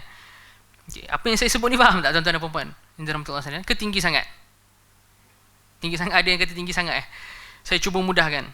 Jadi satu kalimah yang dah disebutkan dalam syarak, iaitu istilah syar'i. Syarak ni apa? Quran dan sunnah. Satu lagi tak disebut. Macam perkataan hadis mursal tadi saya sebutkan, hadis mursal ataupun apapun nama hadis lah, hadis mungkar ke yang tuan-tuan dah dengar, hadis syadz ke, itu mana ada dalam Quran dan hadis perkataan tu. Jadi cara kita approach dua istilah ni berbeza. Kalau kita nak approach istilah ulama, kita kena buka kitab ulama lah. Nak tahu apa maksud hadis mungkar, buka kitab hadis. Buka kitab ulumul hadis, buka kitab mustalah hadis. Nak tahu maksud sunnah, yang memang sunnah ni disebut dalam dalil Quran dan hadis, kita kena kumpul. Okay. So bila kita kumpul, ulama tengok, ulama boleh buat kesimpulan apa itu makna sunnah dari sudut syarak. Dari sudut syarak bukan dari sudut istilah ulama, dari sudut syarak. Dari sudut syarak ni maksudnya apa? Lepas kita dah melihat dalil-dalil yang dikumpulkan yang melibatkan perkataan ni, kita dapat buat satu kesimpulan umum. Okey, so bila sunnah datang dalam dalil Quran dan hadis, yang dimaksudkan oleh sunnah adalah sekian. Okey. Saya harap yang tu dapat difahami lah. Sebab yang ni sangat penting. Poin yang saya nak sentuh ni, kalau tuan-tuan dan puan-puan faham, dia akan meleraikan banyak masalah. Sebab tu Ibn Taymiyah rahimahullah, dalam banyak poin Ibn Taymiyah bila nak bahas satu isu, Ibn Taymiyah antara poin utama yang dia sentiasa akan fokus, apa-apa isu saja Ibn Taymiyah akan sentiasa tekankan poin, istilah ni istilah ulama ke istilah syarak ke istilah bahasa. Kalau kita tak clear dekat sini, pergi dekat mana pun bahasa pun kita akan tak faham, kan? Kalau saya keluar tajuk sikit, macam perkataan bid'ah. Bid'ah, ya ramai tak faham isu bid'ah ni sebab mereka ingat bid'ah ni istilah ulama, sedangkan bid'ah disebut dalam hadis. Disebut dalam hadis kan, kullu bid'atin dhalalah tu. Bila disebut dalam hadis, bid'ah ni dipanggil istilah syarak ke istilah ulama? Syarak. So macam ni kita nak tahu maksud bid'ah? Kita tengok takrifan ulama ke kita kumpul semua dalil? Kena kumpul semua dalil. So orang biasa dekat isu ni dah gagal dah. Sebab bila dia ingat bid'ah tu takrifan istilah, dia buat apa? Dia bagi tengok apa Ibn Rajab takrif bid'ah, apa Asy-Syatibi takrif bid'ah, apa Al-Izz bin Abdul Salam takrif bid'ah. Kita tak cakap 100% salah. Sebab mereka tu ulama, takkanlah mereka tu sengaja nak salah ke apa kan. Tapi kita cakap cara yang paling tepat apa? Kita pergi tengok dalil, nak tahu apa itu konsep bid'ah sebenarnya. Sebab dia istilah syarak. So berbalik kepada isu sunnah ni sama. Kita nak tahu perkataan sunnah di sudut syarak.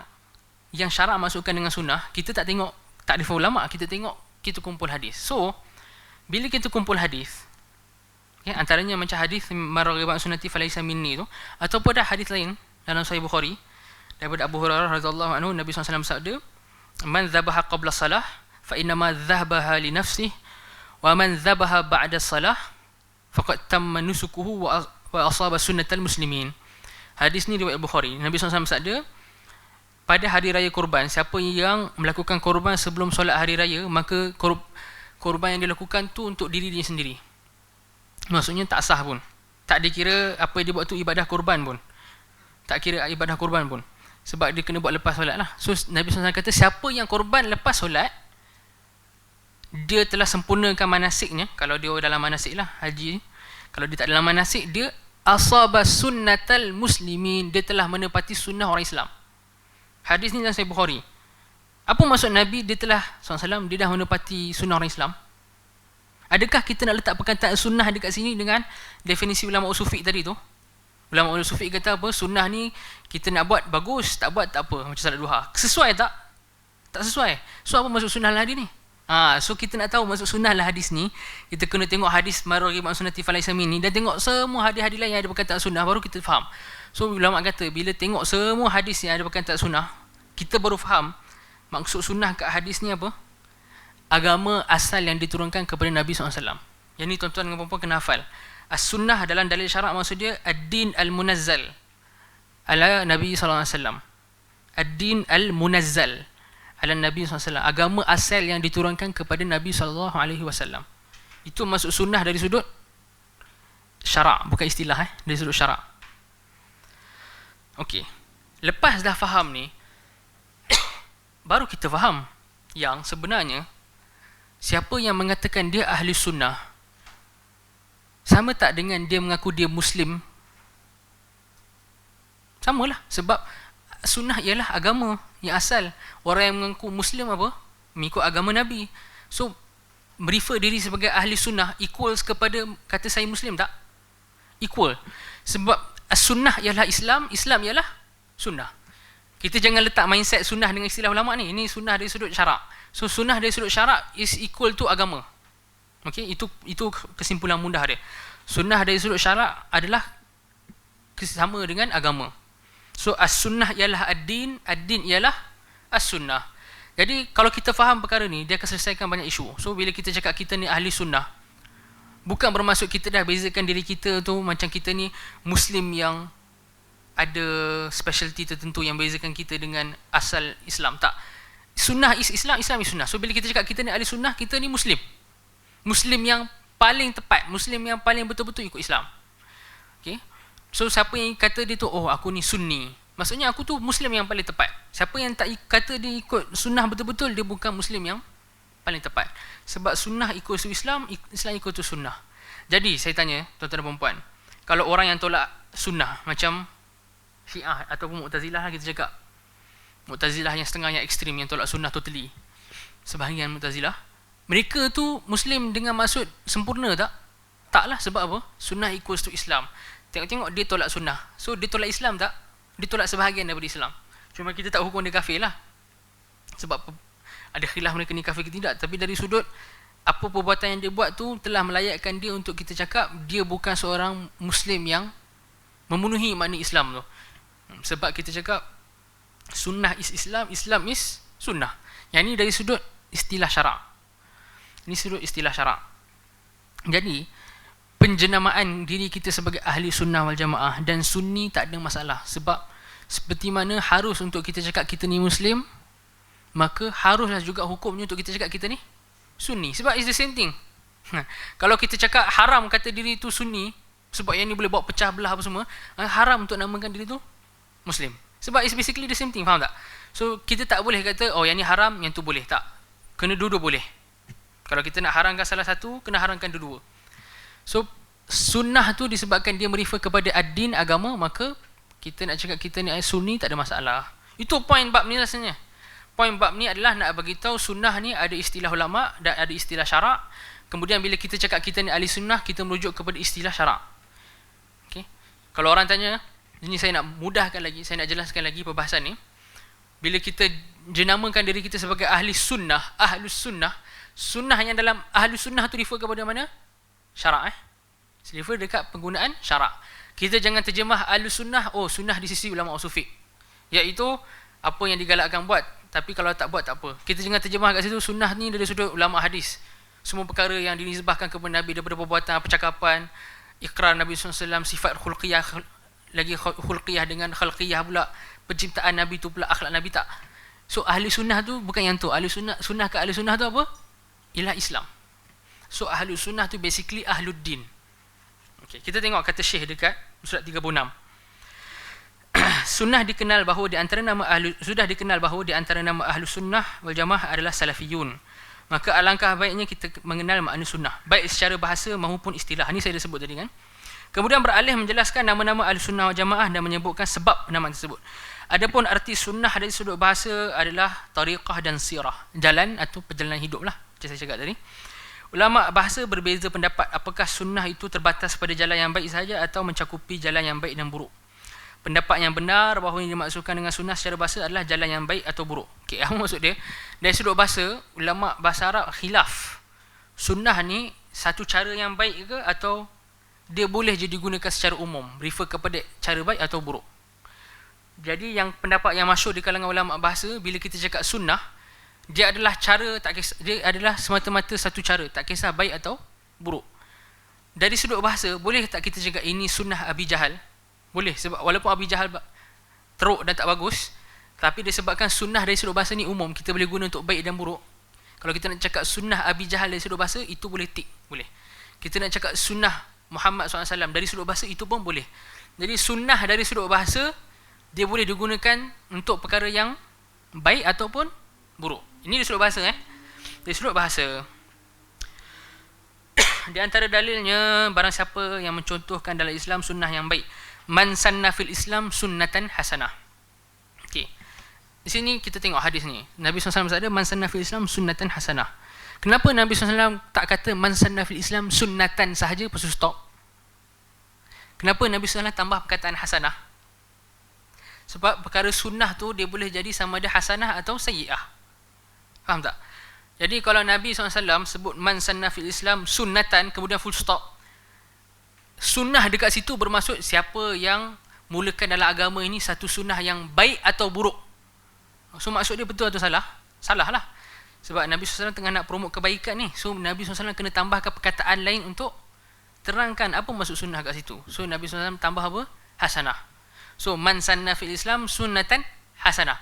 Hasanah tu ditambah supaya kita boleh beza mana sunnah yang baik dan buruk. Sebab apa? Sebab sunnah dari sudut bahasa boleh digunakan untuk cara yang baik dan juga cara yang buruk. Faham So itu sebab Nabi SAW tambah hasanah. Yang ni dalil nak bagi tahu dari sudut bahasa sunnah ni boleh digunakan untuk baik dan buruk. Okay. Kita tengok dekat perenggan bawah. Adapun sunnah menurut istilah, terdapat beberapa pengertian menurut ahli hadis, ahli usul dan ahli fiqh. Yang ni saya sebut tadi lah. Basically yang saya sebut tadi pasal takrif sunnah di sisi ulama tu.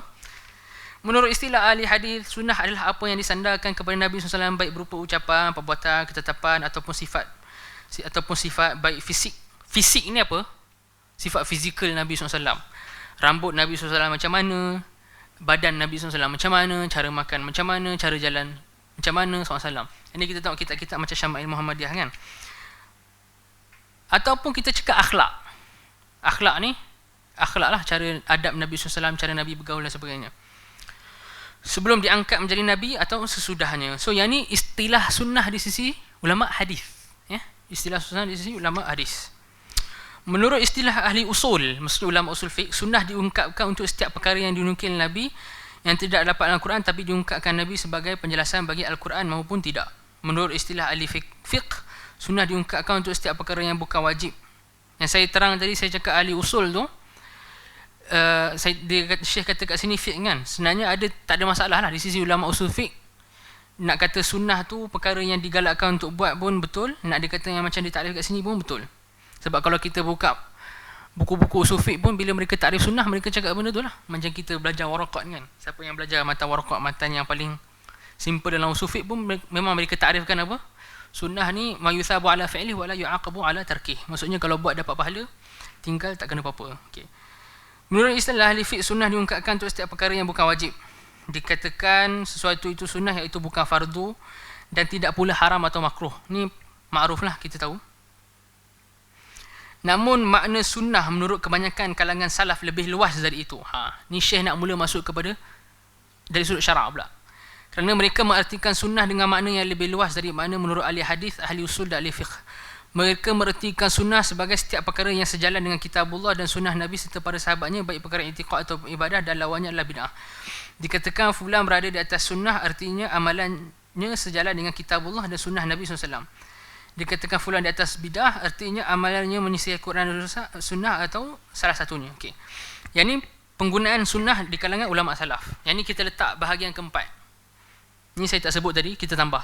Kita ada dari sudut bahasa, dari sudut istilah ulama, dari sudut syarak. Yang keempat, ulama salaf. Okay? Di kalangan ulama salaf. Ulama salaf bila mereka kata sunnah, yang ni saya cakap ulama salaf, bukan dalil syarak. Saya takut tuan-tuan dan perempuan dah mula keliru sebab ada banyak definisi. Yang saya sebut sunnah tadi adalah agama diturunkan Nabi tu SAW, tu istilah dari sudut dalil syar'i kan. Yang keempat ni sunnah dari sudut ulama salaf. Okay. Sebab apa kita cakap dari sudut ulama salaf? Kita nak cakap dari sudut ulama salaf ni adalah ini sunnah yang kita duk jumpa dekat tajuk buku Usulus Sunnah Imam Ahmad, kan? Usulus Sunnah Al-Humaidi, As-Sunnah oleh Ibn Abi Asim, kan? Syarh I'tiqad Ahli Sunnah Al-Lalakai. Okay. Sunnah yang ada dekat tajuk-tajuk buku salaf ni, ni maksud dia apa? Yang dia kata tadi tu.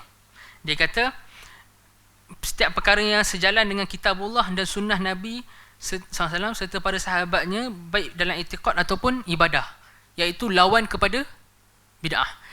So bila kita baca kitab macam Usulus Sunnah Imam Ahmad, kan, tuan-tuan kalau pernah join mana-mana daurah yang ada hurai kitab-kitab akidah salaf ni, so bila kita tertanya-tanya dekat tajuk tu, apa maksud sunnah kat situ? Sunnah kat situ ni, apa sahaja yang bertepatan dengan Quran dan sunnah dan kefahaman sahabat, sama ada dalam akidah atau ibadah, yang digunakan sebagai opposite kepada bid'ah. Opposite kepada bid'ah. So macam kita ada bedah buku, contohnya Usulus Sunnah Imam Humaidi. So sunnah yang Imam Humaidi maksudkan dekat tajuk tu apa? Yang ni. So sekarang kita dah ada 4. Dari sudut bahasa, istilah ulama'. Yang istilah ulama' ni terbahagi kepada 3. Usul fiqh, hadis. Yang ketiga dari sudut dalil syarak. Yang keempat, yang tadi tu, apa sahaja yang sejajar dengan Quran dan sunnah, sama ada dalam akidah atau ibadah. Okey, Syekhul Islam Ibn Taimiyah berkata istilah sunnah menurut ungkapan salaf mencakup sunnah dalam ibadah maupun i'tiqad, walaupun kebanyakan para penulis tentang sunnah menggunakannya untuk perkara-perkara yang i'tiqad. Okay. Beliau rahimahullah mengatakan sunnah adalah suatu yang menjadi pedoman Rasulullah SAW berupa keyakinan, muamalah, ucapan dan amalan. Ibn Rajab berkata kebanyakan para ulama mutaakhirin mengkhususkan sunnah pada perkara yang berkaitan dengan i'tiqad. Kerana itu merupakan pokok agama, maksudnya usul agama, dan yang menyelesaikannya berada dalam bahaya yang besar. Penulis berkata, lafaz sunnah jika diungkapkan dalam bab i'tiqad, maka yang dimaksudkan adalah agama secara sempurna. Tidak sebagaimana diistilahkan oleh ahli hadis, ahli usul atau ahli fiqh. Yang ni yang saya sebut sebagai istilah apa tadi? Syarak. Nampak tak? Syekh kata, penulis berkata, lafaz sunnah jika diungkapkan dalam bab i'tiqad, maka yang dimaksudkan adalah agama secara sempurna. Yang ni yang saya sebut nombor 3 tadi tu, yang ad-din al-munazzal ala Nabi SAW tu, agama Islam tu sendiri. So Ibn Rajab menambahkan as-sunnah adalah jalan yang ditempuh mencakup berpegang dengan satu yang menjadi pedoman Nabi SAW dan khulafa'ur rasyidin, baik berupa i'tiqad, amalan maupun ucapan. Jadi daripada 4 istilah ni, okay, istilah ketiga dengan 4 dia ada hubungan. Okay. Istilah ketiga istilah syarak, kan? Istilah keempat di sisi ulama salaf. Nombor 3 dengan nombor 4 ada hubungan yang rapat. Okay. Yang nombor 3, sunnah dengan maksud agama yang asal dengan Nabi SAW ni, bila diteruskan oleh generasi sahabat, bila dibawa oleh para sahabat, bila diamalkan dengan secara terus menerus dengan para sahabat, dengan para tabi'in, disebarkan, maka yang istilah nombor 3 ni jadi nombor 4. Okay, saya ulang balik. Nombor 3 tadi maksudnya agama yang diturunkan ke Nabi SAW. Yang ni menurut dalil syarak lah. Nombor 4, dia kata sunnah ni lah apa sahaja yang sejajar dengan Quran dengan sunnah dan kefahaman salafus salih dalam bab akidah atau ibadah. Kita tengok balik dalam bab akidah atau ibadah, sejajar dengan Quran dan sunnah, sejajar dengan kefahaman salafus salih, itu bukan agama Islam ke? Itulah agama Islam. Jadi istilah nombor 3 dengan nombor 4 hubungannya rapat, iaitu daripada nombor 3, bila nombor 3 ni diteruskan oleh generasi sahabat kan, bila sahabat beramal dengan agama yang diturunkan oleh kepada Nabi SAW tu, bila para tabi'in amal dengan agama tu, bila para tabi'in sebarkan perkara tu, bila para tabi'in tekankan untuk belajar yang nombor 3 tu dan menggunakan yang nombor 3 tu untuk menjadi pembeza di antara kita dengan kelompok lain macam Khawarij dan Syiah, maka yang nombor 3 tadi, agama yang asal tu dah menjadi nombor 4. Okay, setakat ni ada tak yang keliru? Kalau ada keliru boleh tanya terus. Saya tengok ada yang pening kat sini. Faham? Ke pening sangat sebab banyak pecahan? Apa ustaz ni macam cabang-cabang? Ada tak? Ada siapa-siapa yang nak tanya apa-apa? Ha? Hmm?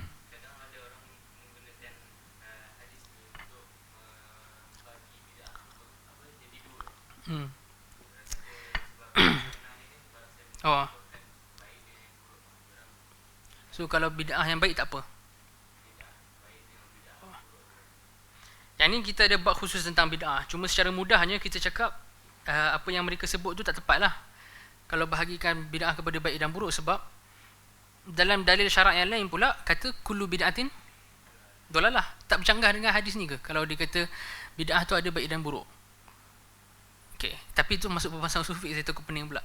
Hadis bid'ah kullu bid'atin dolalah tu dipanggil mantuk. Mantuk tu maksudnya dari sudut lafaz dia dah sebut semua bid'ah tu sesat.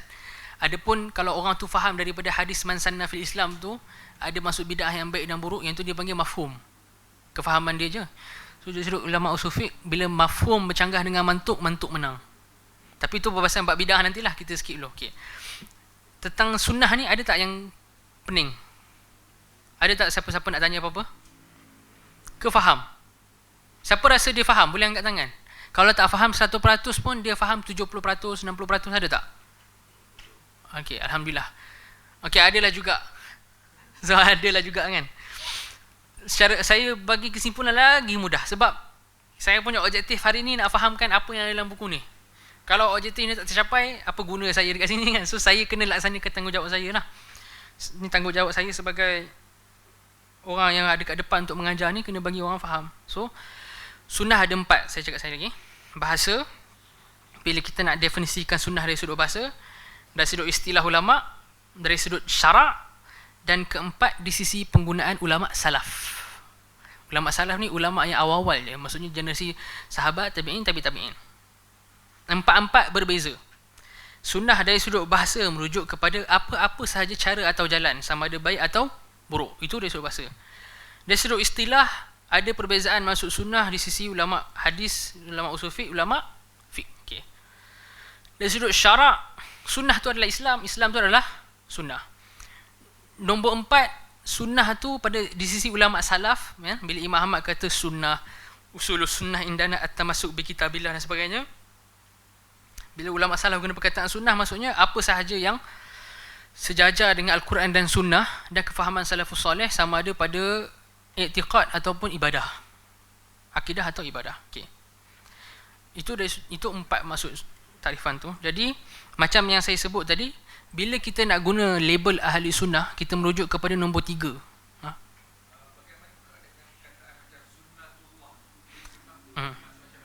Okey, soalan yang bagus. Sunnah dia ada beberapa keadaan dia datang dalam dalil. Saya tak sebut tadi sebab saya takut ni perincian yang agak detail, tapi saya sebut je lah, dah ada orang tanya. Sunnah kadang-kadang dia datang sebiji, kadang-kadang dia datang, dipanggil dalam ilmu bahasa idhafah. Maksudnya dia disandarkan. Okey. Macam hadis man sanna fil Islam sunnatan hasanah. Yang ni kalau kita belajar bahasa Arab, dia bukan idhafah. Idhafah ni bila kita buat dia jadi mudhaf ilaih. Contohnya apa? Ayat Quran kata sunnatullahi allati qad khalat min qabl. Contohnya. Ataupun man raghiba an sunnati, iaitu idhafah. Ini kalau siapa belajar tata bahasa Arab dia tahu. Jadi sunnati, sunnah tu mudhaf, ya tu saya tu mudhaf ilaih. Ada idhafah. Sunnah bila di start idhafah, bila dah di start dipairkan dengan perkataan tertentu, dah dipairkan, dia ada maksud lain. Sunnatullah, sunnah bila dipairkan dengan perkataan Allah, dengan Allah Azza wa Jal, dia tak sama dengan maksud sunnah bila dipairkan dengan sunnah Nabi SAW dan sunnah yang datang secara sendiri. Faham tak? Kalau tak faham saya minta maaf lah, saya cuba jawab soalan kan. Jadi kalau dalam Quran kita jumpa perkataan sunnatullah, ada banyak ayat Quran. Apa maksud sunnatullah? Maksudnya adalah qada qadar Allah dan ketentuan Allah pada alam ni. Kalau orang Melayu kata dah menjadi adat Allah atau dah menjadi adat alam ni, ataupun dah menjadi sunnatullah, bahawa siapa sahaja yang hidup pasti mati. Jadi sunnatullah, sunnah bila dinisbahkan kepada Allah, dia jadi maksud lain. Dia bukan yang kita bahas sekarang ni, dia jadi maksud takdir. Okay. Adapun yang kita nak bahas sekarang ni adalah sunnah bila diidhafahkan kepada Nabi SAW, bila dinisbahkan kepada Nabi ataupun dia datang sendiri. Itu yang kita nak bahas.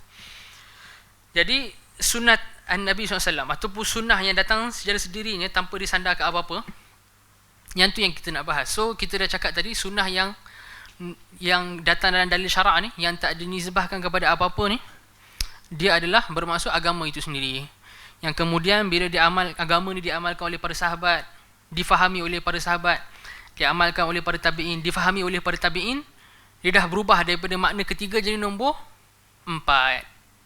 Jadi bila kita sebut kita ni ahli sunnah wal jamaah, kita merujuk sunnah yang ketiga ke keempat, dua-dua. Okey.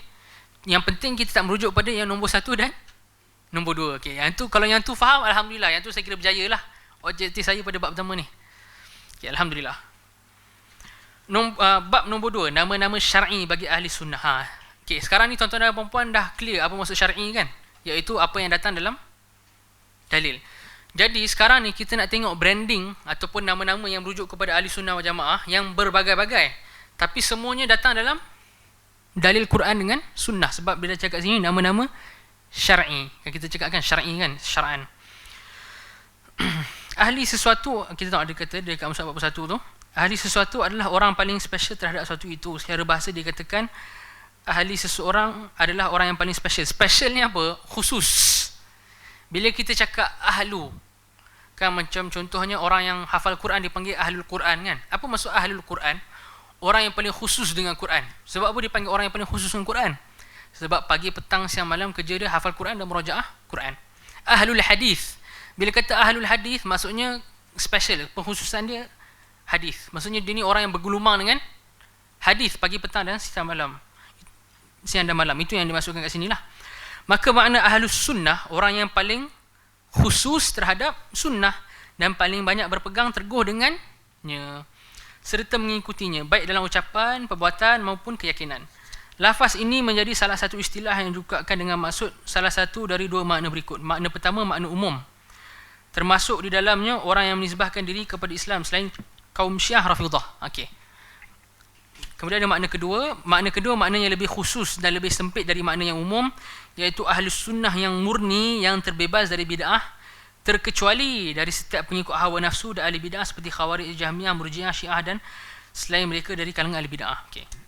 Apa Syekh nak bagi tahu dekat bahagian ni? Syekh nak kata, bila kita cakap kita ahli sunnah, ada dua penggunaan. Satu, penggunaan umum. Penggunaan umum ni yang saya bagi tahu ke awal-awal kuliah ni tadi, yang macam media barat bagai. Iaitu apa sahaja yang bertentangan dengan Syiah, maksud dengan Syiah, dia jadi Sunni.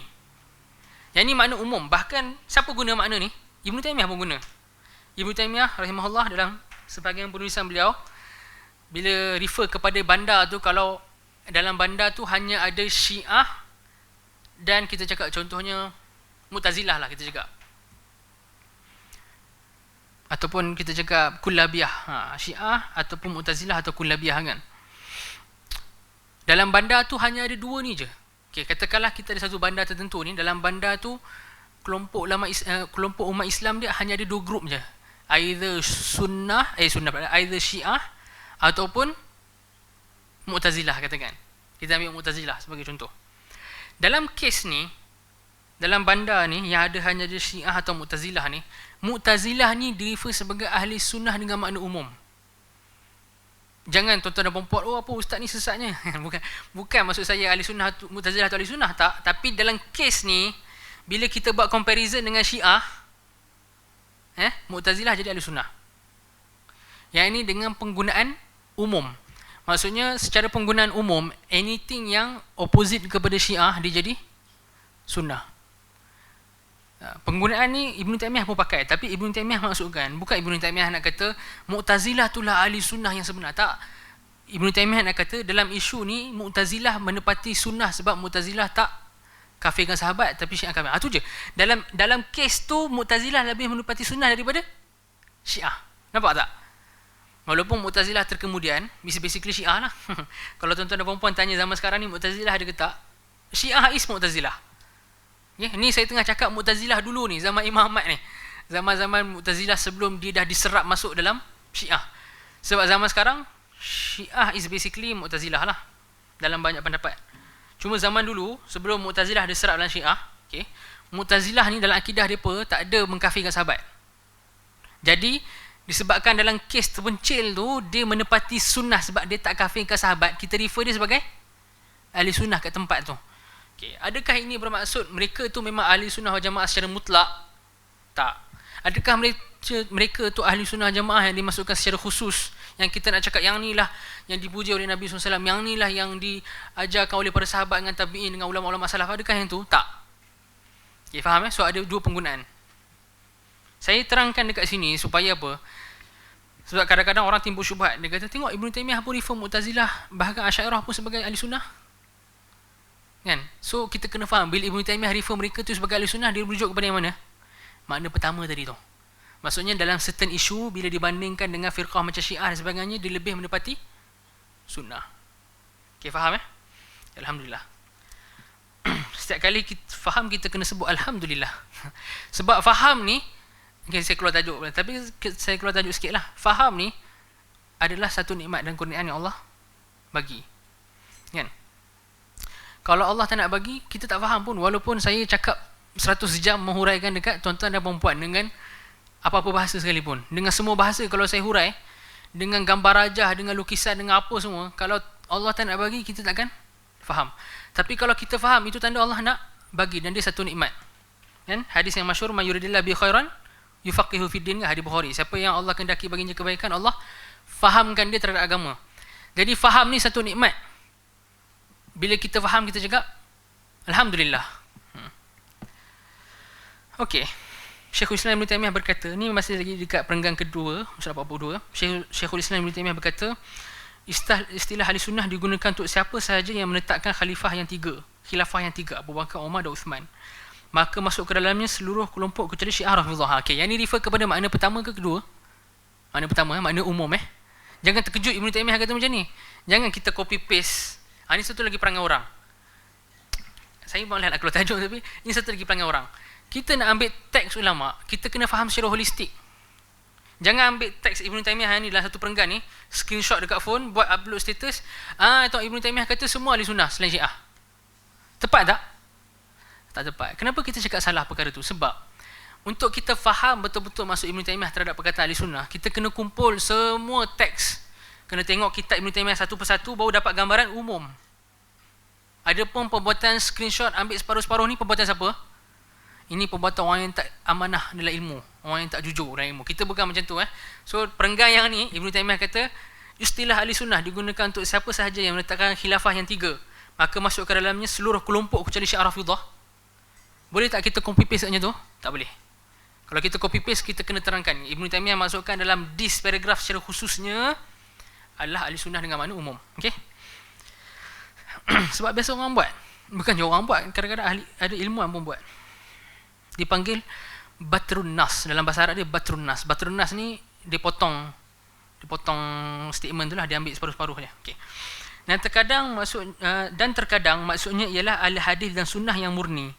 Tidak masuk ke dalamnya kecuali orang yang meletakkan sifat bagi Allah Subhanahu wa ta'ala, mengatakan bahawa Al-Quran itu bukan makhluk dan menetapkan Allah dapat dilihat di akhirat. Okay, yang ni dengan makna yang mana? Pertama ke kedua? Makna kedua, iaitu ahli sunnah dengan makna khusus. Okay. Kita tengok balik Saya ulang balik dengan lagi slow untuk faham. Maka Ibn Taymiyah kata, istilah ahli sunnah jika digunakan untuk siapa yang menetapkan khilafah yang tiga, maka masuk ke dalamnya seluruh kelompok kecuali Syiah Rafidhah. Yang ni merefer kepada ahli sunnah dengan makna umum. Kan dia buat koma kan? Lepas daripada koma tu, yang tu merujuk kepada ahli sunnah dengan makna khusus. So lepas daripada koma, Ibn Taymiyah kata, dan terkadang, maksudnya ialah, nak masuk kepada maksud kedua lah. iaitu masuk khusus ahli hadis dan sunnah yang murni. Maka kalau yang ni maksud dia apa? Tidak masuk ke dalamnya kecuali orang yang menetapkan sifat bagi Allah, mengatakan bahawa Al-Quran tu bukan makhluk. So siapa mereka ni? Ahli sunnah lah kita. Okay, faham So perkataan ulama dia macam teka-teki atau puzzle. Kalau tak ada ilmu kita jadi sesat. Kalau orang yang tak ada ilmu dia baca pandangan Ibn Taymiyah ni, apa jadi kat dia? Dia akan tafsir sekati dia je. So itu kepentingan kita belajar berguru lah. Kalau tak ada guru, sebab tu ada orang kata siapa yang baca buku sendiri tu boleh jadi belajar dengan syaitan kan. Walaupun perkara tu tak adalah betul secara 100% tapi ada kemungkinan kalau kita baca sendiri boleh faham salah. Lepas tu kita tengok kat sini Ibn Taymiyah bila masuk kat sini halus kan, nampak Ibn Taymiyah sebenarnya tengah refer kepada dua penggunaan istilah ahli sunnah, satu umum, satu khusus. Okey. Kita tengok dekat perenggan bawah tu. Jadi ahli sunnah adalah para sahabat Nabi SAW kerana mereka mengambil langsung pokok-pokok, maksudnya usul-usul utama iktikad dari beliau, sebagaimana mereka mengambil perkara ibadah. Mereka adalah orang yang paling tahu tentang sunnah Nabi SAW dan yang paling mengikutinya dibandingkan dengan orang sesudah mereka. Ahli sunnah juga adalah orang yang mengikuti mereka dengan baik, menempuh jejak mereka di setiap zaman dan tempat, dan yang paling terdepan dari mereka adalah ahlul hadis dan athar. Okey. Kita tengok dekat perenggan Musnad 43 tu. 1 2 3. Tengok dekat perenggan keempat. Kata Syekh, maka saat itu muncullah nama-nama mereka yang syar'i yang diambil dari makna Islam tu sendiri. Di antara nama-nama mereka adalah, nama-nama mereka ni merujuk siapa? Dekat ahli sunnah lah. So nama-nama ahli sunnah ni apa antaranya? Ahli sunnah wal jamaah, al-firqah an-najiyah, at-taifah al-mansurah, ahlul hadith wal athar, dan as-salafiyun. Semua ni adalah branding yang pelbagai untuk rujuk kepada kumpulan yang sama. Okay? Rujuk kepada kumpulan yang sama je. Siapa sahaja yang memperhatikan nama-nama tersebut akan nampak baginya bahawa seluruh nama itu menunjuk kepada Islam. Ni yang saya sebut tadi tu. Iaitu sunnah is basically Islam, dan Islam tu is basically sunnah. Sebahagiannya ditetapkan dengan nas dan sebahagian lain disebabkan mereka menjalankan agama Islam secara benar, dan nama-nama tersebut menyelisihi nama-nama ahli bidah dan gelar-gelar mereka. Nama dan gelar ahli bidah terkadang dinisbahkan kepada individu. Yang ni beza kita dengan ahli bidah. Kita brand ahli sunnah, ni satu perkara yang menarik tuan-tuan dan puan-puan yang dirahmati Allah sekalian. Yang ni kita kena hayati dan fokus. Ahli sunnah ni special sebab apa? Ahli sunnah special sebab mazhab ahli sunnah dalam akidah ni dia tak ada pengasas yang khusus. Okey. Kalau saya tanya tuan-tuan dan puan-puan, siapa pengasas akidah ahli sunnah? Nabi SAW lah.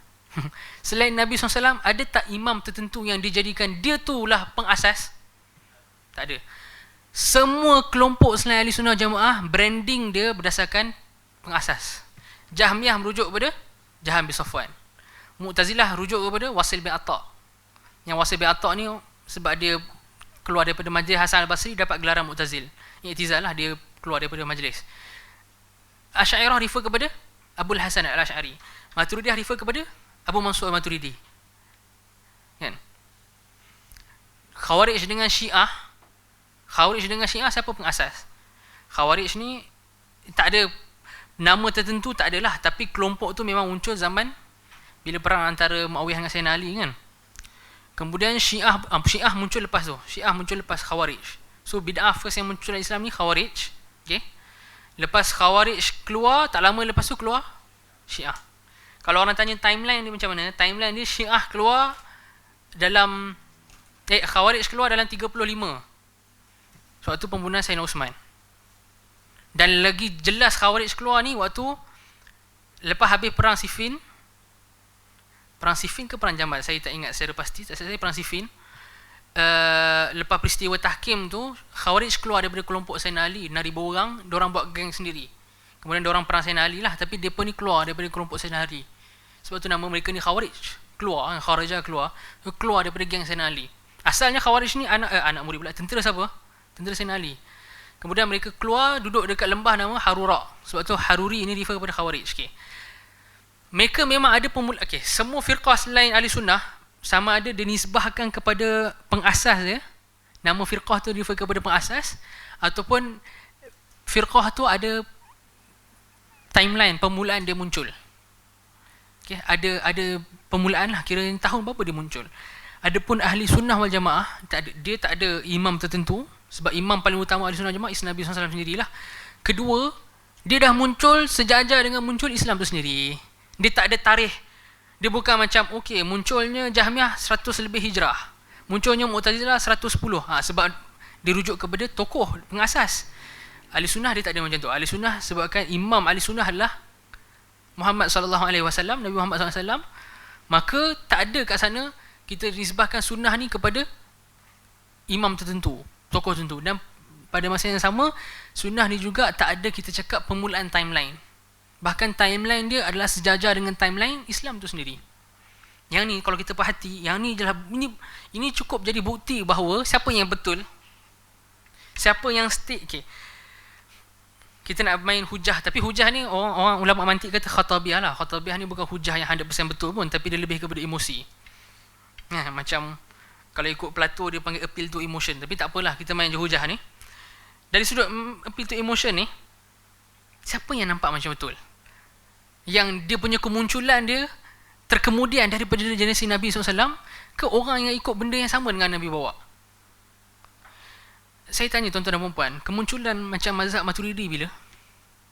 200 lebih hijrah. 200 tahun gap.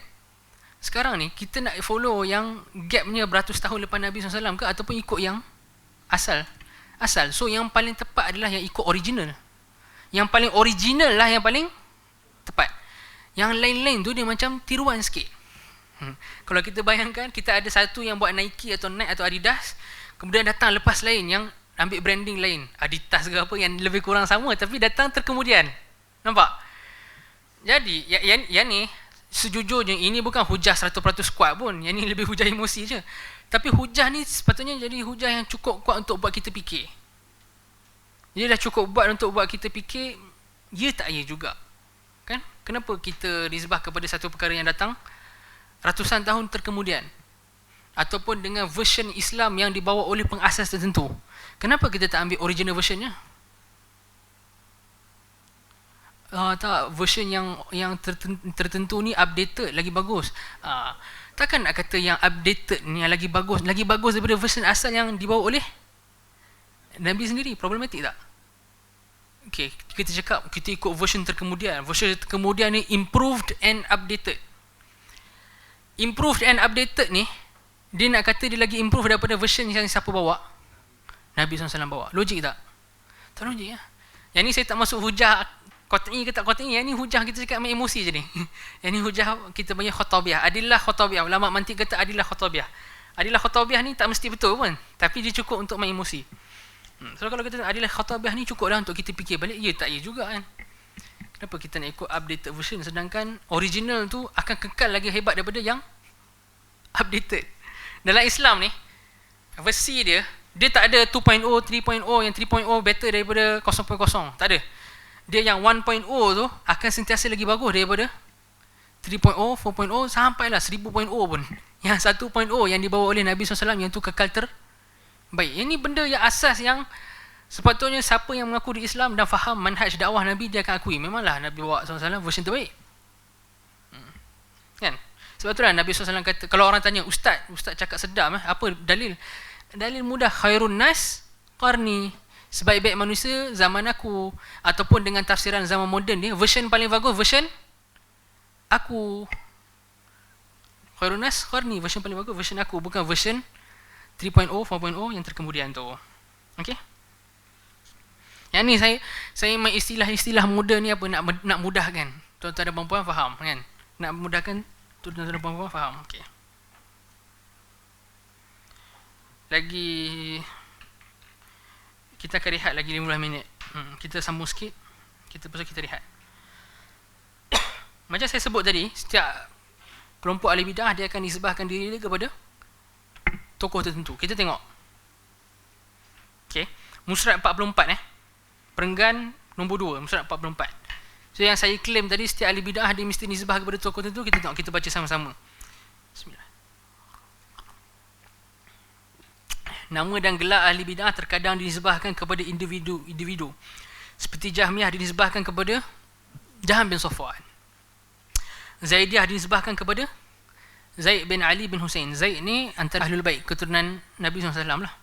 Dia tak bersalah pun. Zaid ni, Ahlul Bait ni semua tak bersalah pun. Yang ghulu terhadap mereka tu. Zaid, Ja'far As-Sadiq semua yang keturunan Sayyidina Ali dengan Sayyidina Hussein semua ni. Mereka ni bersalah tak atas mazhab Syiah yang muncul? Tak bersalah, mereka tak buat apa-apa. Yang ghulu tu yang pergi angkat mereka lebih daripada hadnya. Kalau tanya ahli sunnah, adakah kita anggap tokoh Ahlul Bait ni tokoh? Kita cakap, ya tokoh. Kita pun sayang Hasan dan Hussein. Ahlul Bait kita pun sayang Ja'far As-Sadiq, kita pun sayang As-Sajjad dan sebagainya. Bukan okey, As-Sajjad bukan Sajjad. As-Sajjad. Sajjad ni dengan syaddah. Kalau kita cakap Sajjad dengan syaddah, itu refer kepada Ahlul Bait. Kalau Sajjad, itu refer kepada Ahlul Fisq. Yang ada kefasikan dekat situ. Moga Allah bagi hidayah kat dia. Okay, Sajjad ada syaddah. Apa maksud Sajjad? Banyak sujud lah. Dia banyak sujud sebab banyak solat. Okay, bukan banyak buat Instagram. Okay. So Zaidiyah refer kepada Zaid bin Ali bin Hussein. Kullabiyah refer kepada, bukan Kilabiyah situ, Kullabiyah. Bukan Kilabiyah. Kilab anjing. Kilab tu anjing. Kita nak cakap mazhab Kullabiyah al-Aqidah ni refer kepada Abdullah bin Sa'id bin Kullab. Kullab dia punya sebutan dia. Dia kata Abdullah bin Kilab kan? Tak, Abdullah bin Kullab. Abdullah bin Sa'id bin Kullab. Karramiyah dinisbahkan kepada Muhammad bin Karram. Ni Karramiyah ni macam saya sebut tadi lah, musyabbihah. Dia satu-satunya kelompok dalam Islam yang kita boleh cakap dia musyabbihah. Musyabbihah. Kemudian Asy'ariyah refer kepada Imam Abu Hasan Asy'ari. Abul Hasan Al-Asy'ari rahimahullah. Terkadang dinisbahkan kepada gelar-gelar yang diambil daripada pokok bid'ah mereka. Trend dia apa? Ahli bid'ah ni sama ada dinisbahkan nama kumpulan tu kepada pengasas ataupun kepada bid'ah yang mereka bawa. Kalau orang tanya, Syiah dengan Khawarij tak dinisbah kepada tokoh tertentu pun? Ya, dia tak dinisbah kepada tokoh tertentu, tapi dinisbahkan kepada bid'ah yang dia perbuat. Kalau Syiah ni nama glamour dia Rafidhah lah. Apa maksud Rafidhah? Tolak kan? Tolak kan? So Raf maksud dia tolak. Tolak apa? Tolak sahabat. So nama Rafidhah tu refer kepada bid'ah. Bid'ah yang mereka bawa, iaitu menolak sahabat, mengkafirkan sahabat. Rafidhah. Khawarij datang apa dia? Khuruj, keluar atas pemerintah yang salah, maksudnya berontak.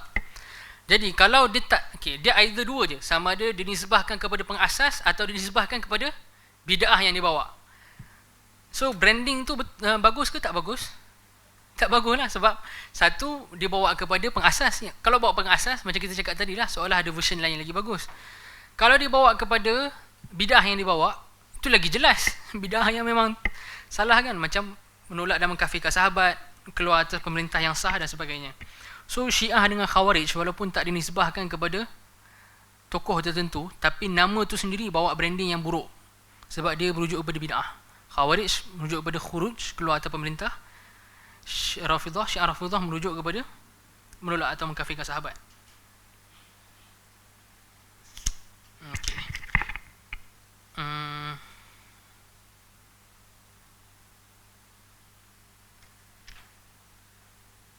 Okey. Kita ambil sikit. Kita tengok kat musyarah 45, perenggan terakhir. Dekat perenggan second last.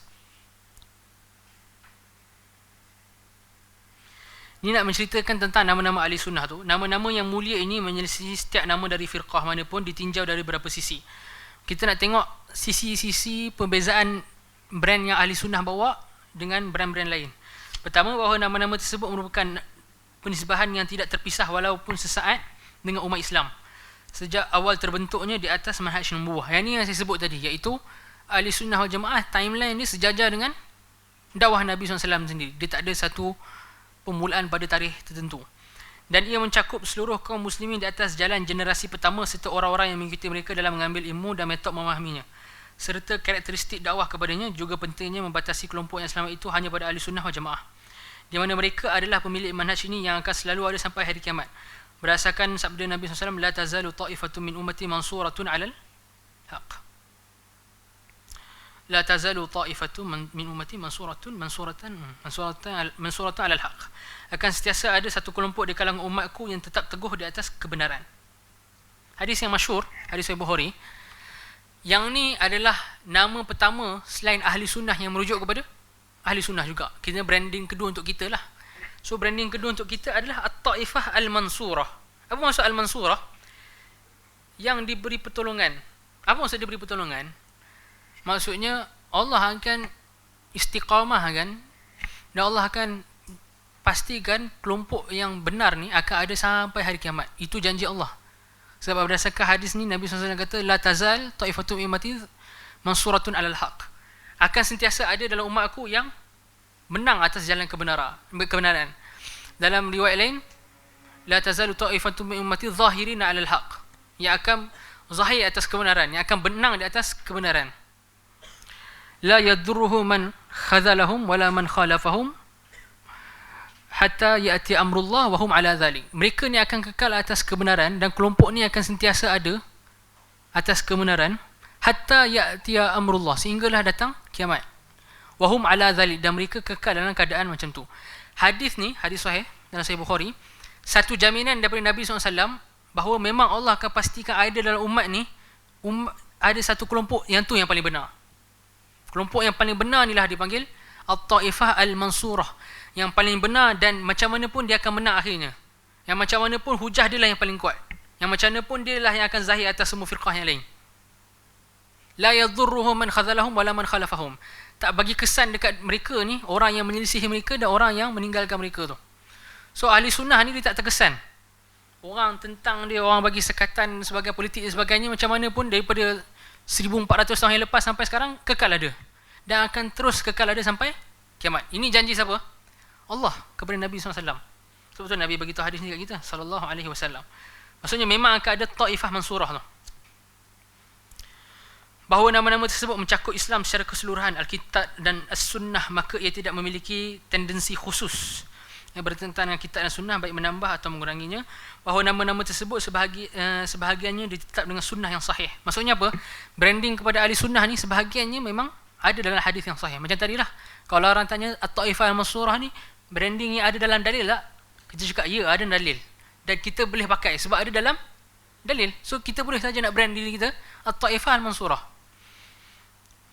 Dan sebahagian lainnya tidaklah muncul. Sebab tu Ibn Taymiyah nama Al-Wasatiyah tu pun beliau pakai fi bayan i'tiqad al-firqah an-najiyah kan, al-aqidatul wasatiyah fi bayan i'tiqad al-firqah an-najiyah. Al-firqah an-najiyah ni term yang ada dalam hadis lain, term yang ada dalam hadis yang lain. So boleh tak kita guna? Boleh, sebab dia memang ada dalam hadis. Okay. Dan membedakan diri mereka serta menghindari keserupaan dan membuka mereka saat muncul bidah. Mereka membedakan diri dengan sunnah. Ketika pemikiran dijadikan sandaran hukum, mereka membezakan diri dengan hadis dan athar. Pemikiran sini maksudnya akal, logik lah. Saat tersebar bid'ah dan hawa nafsu pada generasi terakhir, mereka membedakan diri dengan petunjuk salaf dan seterusnya. Bahawa ikatan walak dan barak, loyalitas dan permusuhan pada mereka didasarkan kepada Islam, tidak berdasarkan apa nama tertentu atau propaganda yang kosong, melainkan hanya berdasarkan Quran Sunnah. Okey, yang ni saya sentuh poin lah sebelum kita lihat. Ahli Sunnah wal Jamaah dalam isu walak wal barak ni, sebelum kita cakap loyalitas lah, macam cakap kan, kita nak loyal kepada siapa, kita nak anggap siapa kawan kita, kita nak jadikan siapa teman kita, kita nak jadikan siapa ketua kita, nak jadikan siapa orang yang kita nak beri ketaatan. Okay. Dalam isu al-wala' wal-bara', ahli sunnah jadikan benchmark kita apa? Islam. Bukan organisasi tertentu, hatta bukan parti politik tertentu. Kan, bila saya sebut politik, ada yang jadi terbakar kan. Politik, orang Melayu dengan politik ni memang saya tak tahu nak cakap apa lah. Berbicarakan tentang politik seolah kita campak diri kita dalam api. Tapi saya nak cerita apa, seorang tu bila dia kata, macam ada kawan-kawan ayah saya lah kan, yang mereka ni kata kalau kita potong tangan ni keluar darah warna sekian-sekian, yang penting bukan warna merah lah, keluar darah warna sekian-sekian. Maksudnya dia bagi loyalty yang 100% kepada organisasi atau parti tertentu. Ahli Sunnah wal Jamaah dia bukan macam tu. Ahli Sunnah wal Jamaah, satu-satunya loyalty dia nak bagi dekat apa? Dekat Islam. Dia tak kisah. Sebab apa? Parti dan organisasi is just medium. Once medium tu salah, once medium tu tersilap, once medium tu bercanggah dengan Quran dan Sunnah atau ijma' ulama' dan sebagainya, kita perlu loyal tak? Tak perlu. Dia just medium. Medium ni macam saya bagi contoh mudah, macam highway. Yang ni jam, pakai highway lain. Medium yang ni problematik, ada bercanggah dengan Quran Sunnah, pakai parti lain, pakai medium lain. Saya tak sebut secara khusus, pakai medium lain, pakai parti lain. So loyalty kita bukan atas brand, parti ke organisasi. Loyalty kita atas Islam. Ni penting. Dan kegagalan dalam nak faham ni lah yang membuatkan orang gaduh tak habis-habis. Sampai itulah organisasi tertentu dekat AJK masjid surau tertentu gaduh sebab perkara ni kan. Masalah pada Islam tu tak tercapai sebab mereka duk gaduh untuk pentingkan masalah organisasi. Sedangkan organisasi ni dapati ni semua hanya medium. Yang medium bukan maksum. Medium bukan maksum Saya bilang medium bukan maksum. Yang maksum tujuan tu, yang apa yang Al-Quran Sunnah bagi tahu tu, yang kena ikut tu, tu maksum boleh kita dakwa. Tapi yang medium, dia tak boleh dakwa dia maksum. Dia boleh cakap effort aku adalah nak bawa kepada yang maksum tu. Yes, tu betul. Tapi adakah aku sendiri maksum? Big no-no orang cakap. That's a big no-no. So bukanlah sama sekali. So kita kena faham benda tu, supaya kita berpolitik dengan sihat dan matang dan sesuai dengan ahli sunnah. Okay? So kita letakkan loyalty kita kepada Islam. Parti dan sebagainya ni ada perbahasan khusus dalam isu politik Islam lah kan. Tapi secara mudahnya kita cakap, dalam konteks Malaysia sekarang ni, nak berpolitik tu harus, tapi itulah, kita kena faham dia punya standard dia, kita kena faham undang-undang hukum hakam Islam dia, tak boleh lebih-lebih kan, tak boleh dakwa itu dan ini. So kita kena faham bahawa ahli sunnah wal jamaah loyalty dia bukan pada organisasi tertentu, yayasan tertentu, parti tertentu, apa lagi kita nak pakai, kelab tertentu, persatuan tertentu, tak ada. All of tu semua tu hanya medium. So kita rehat kat sini dekat muka surat 47 ni, insya-Allah dalam 15 minit macam tu. Kemudian kita akan sambung semula lepas rehat insya-Allah. Wassallallahu ala sayyidina Muhammad wa ala alihi wasallam. Alhamdulillah rabbil alamin.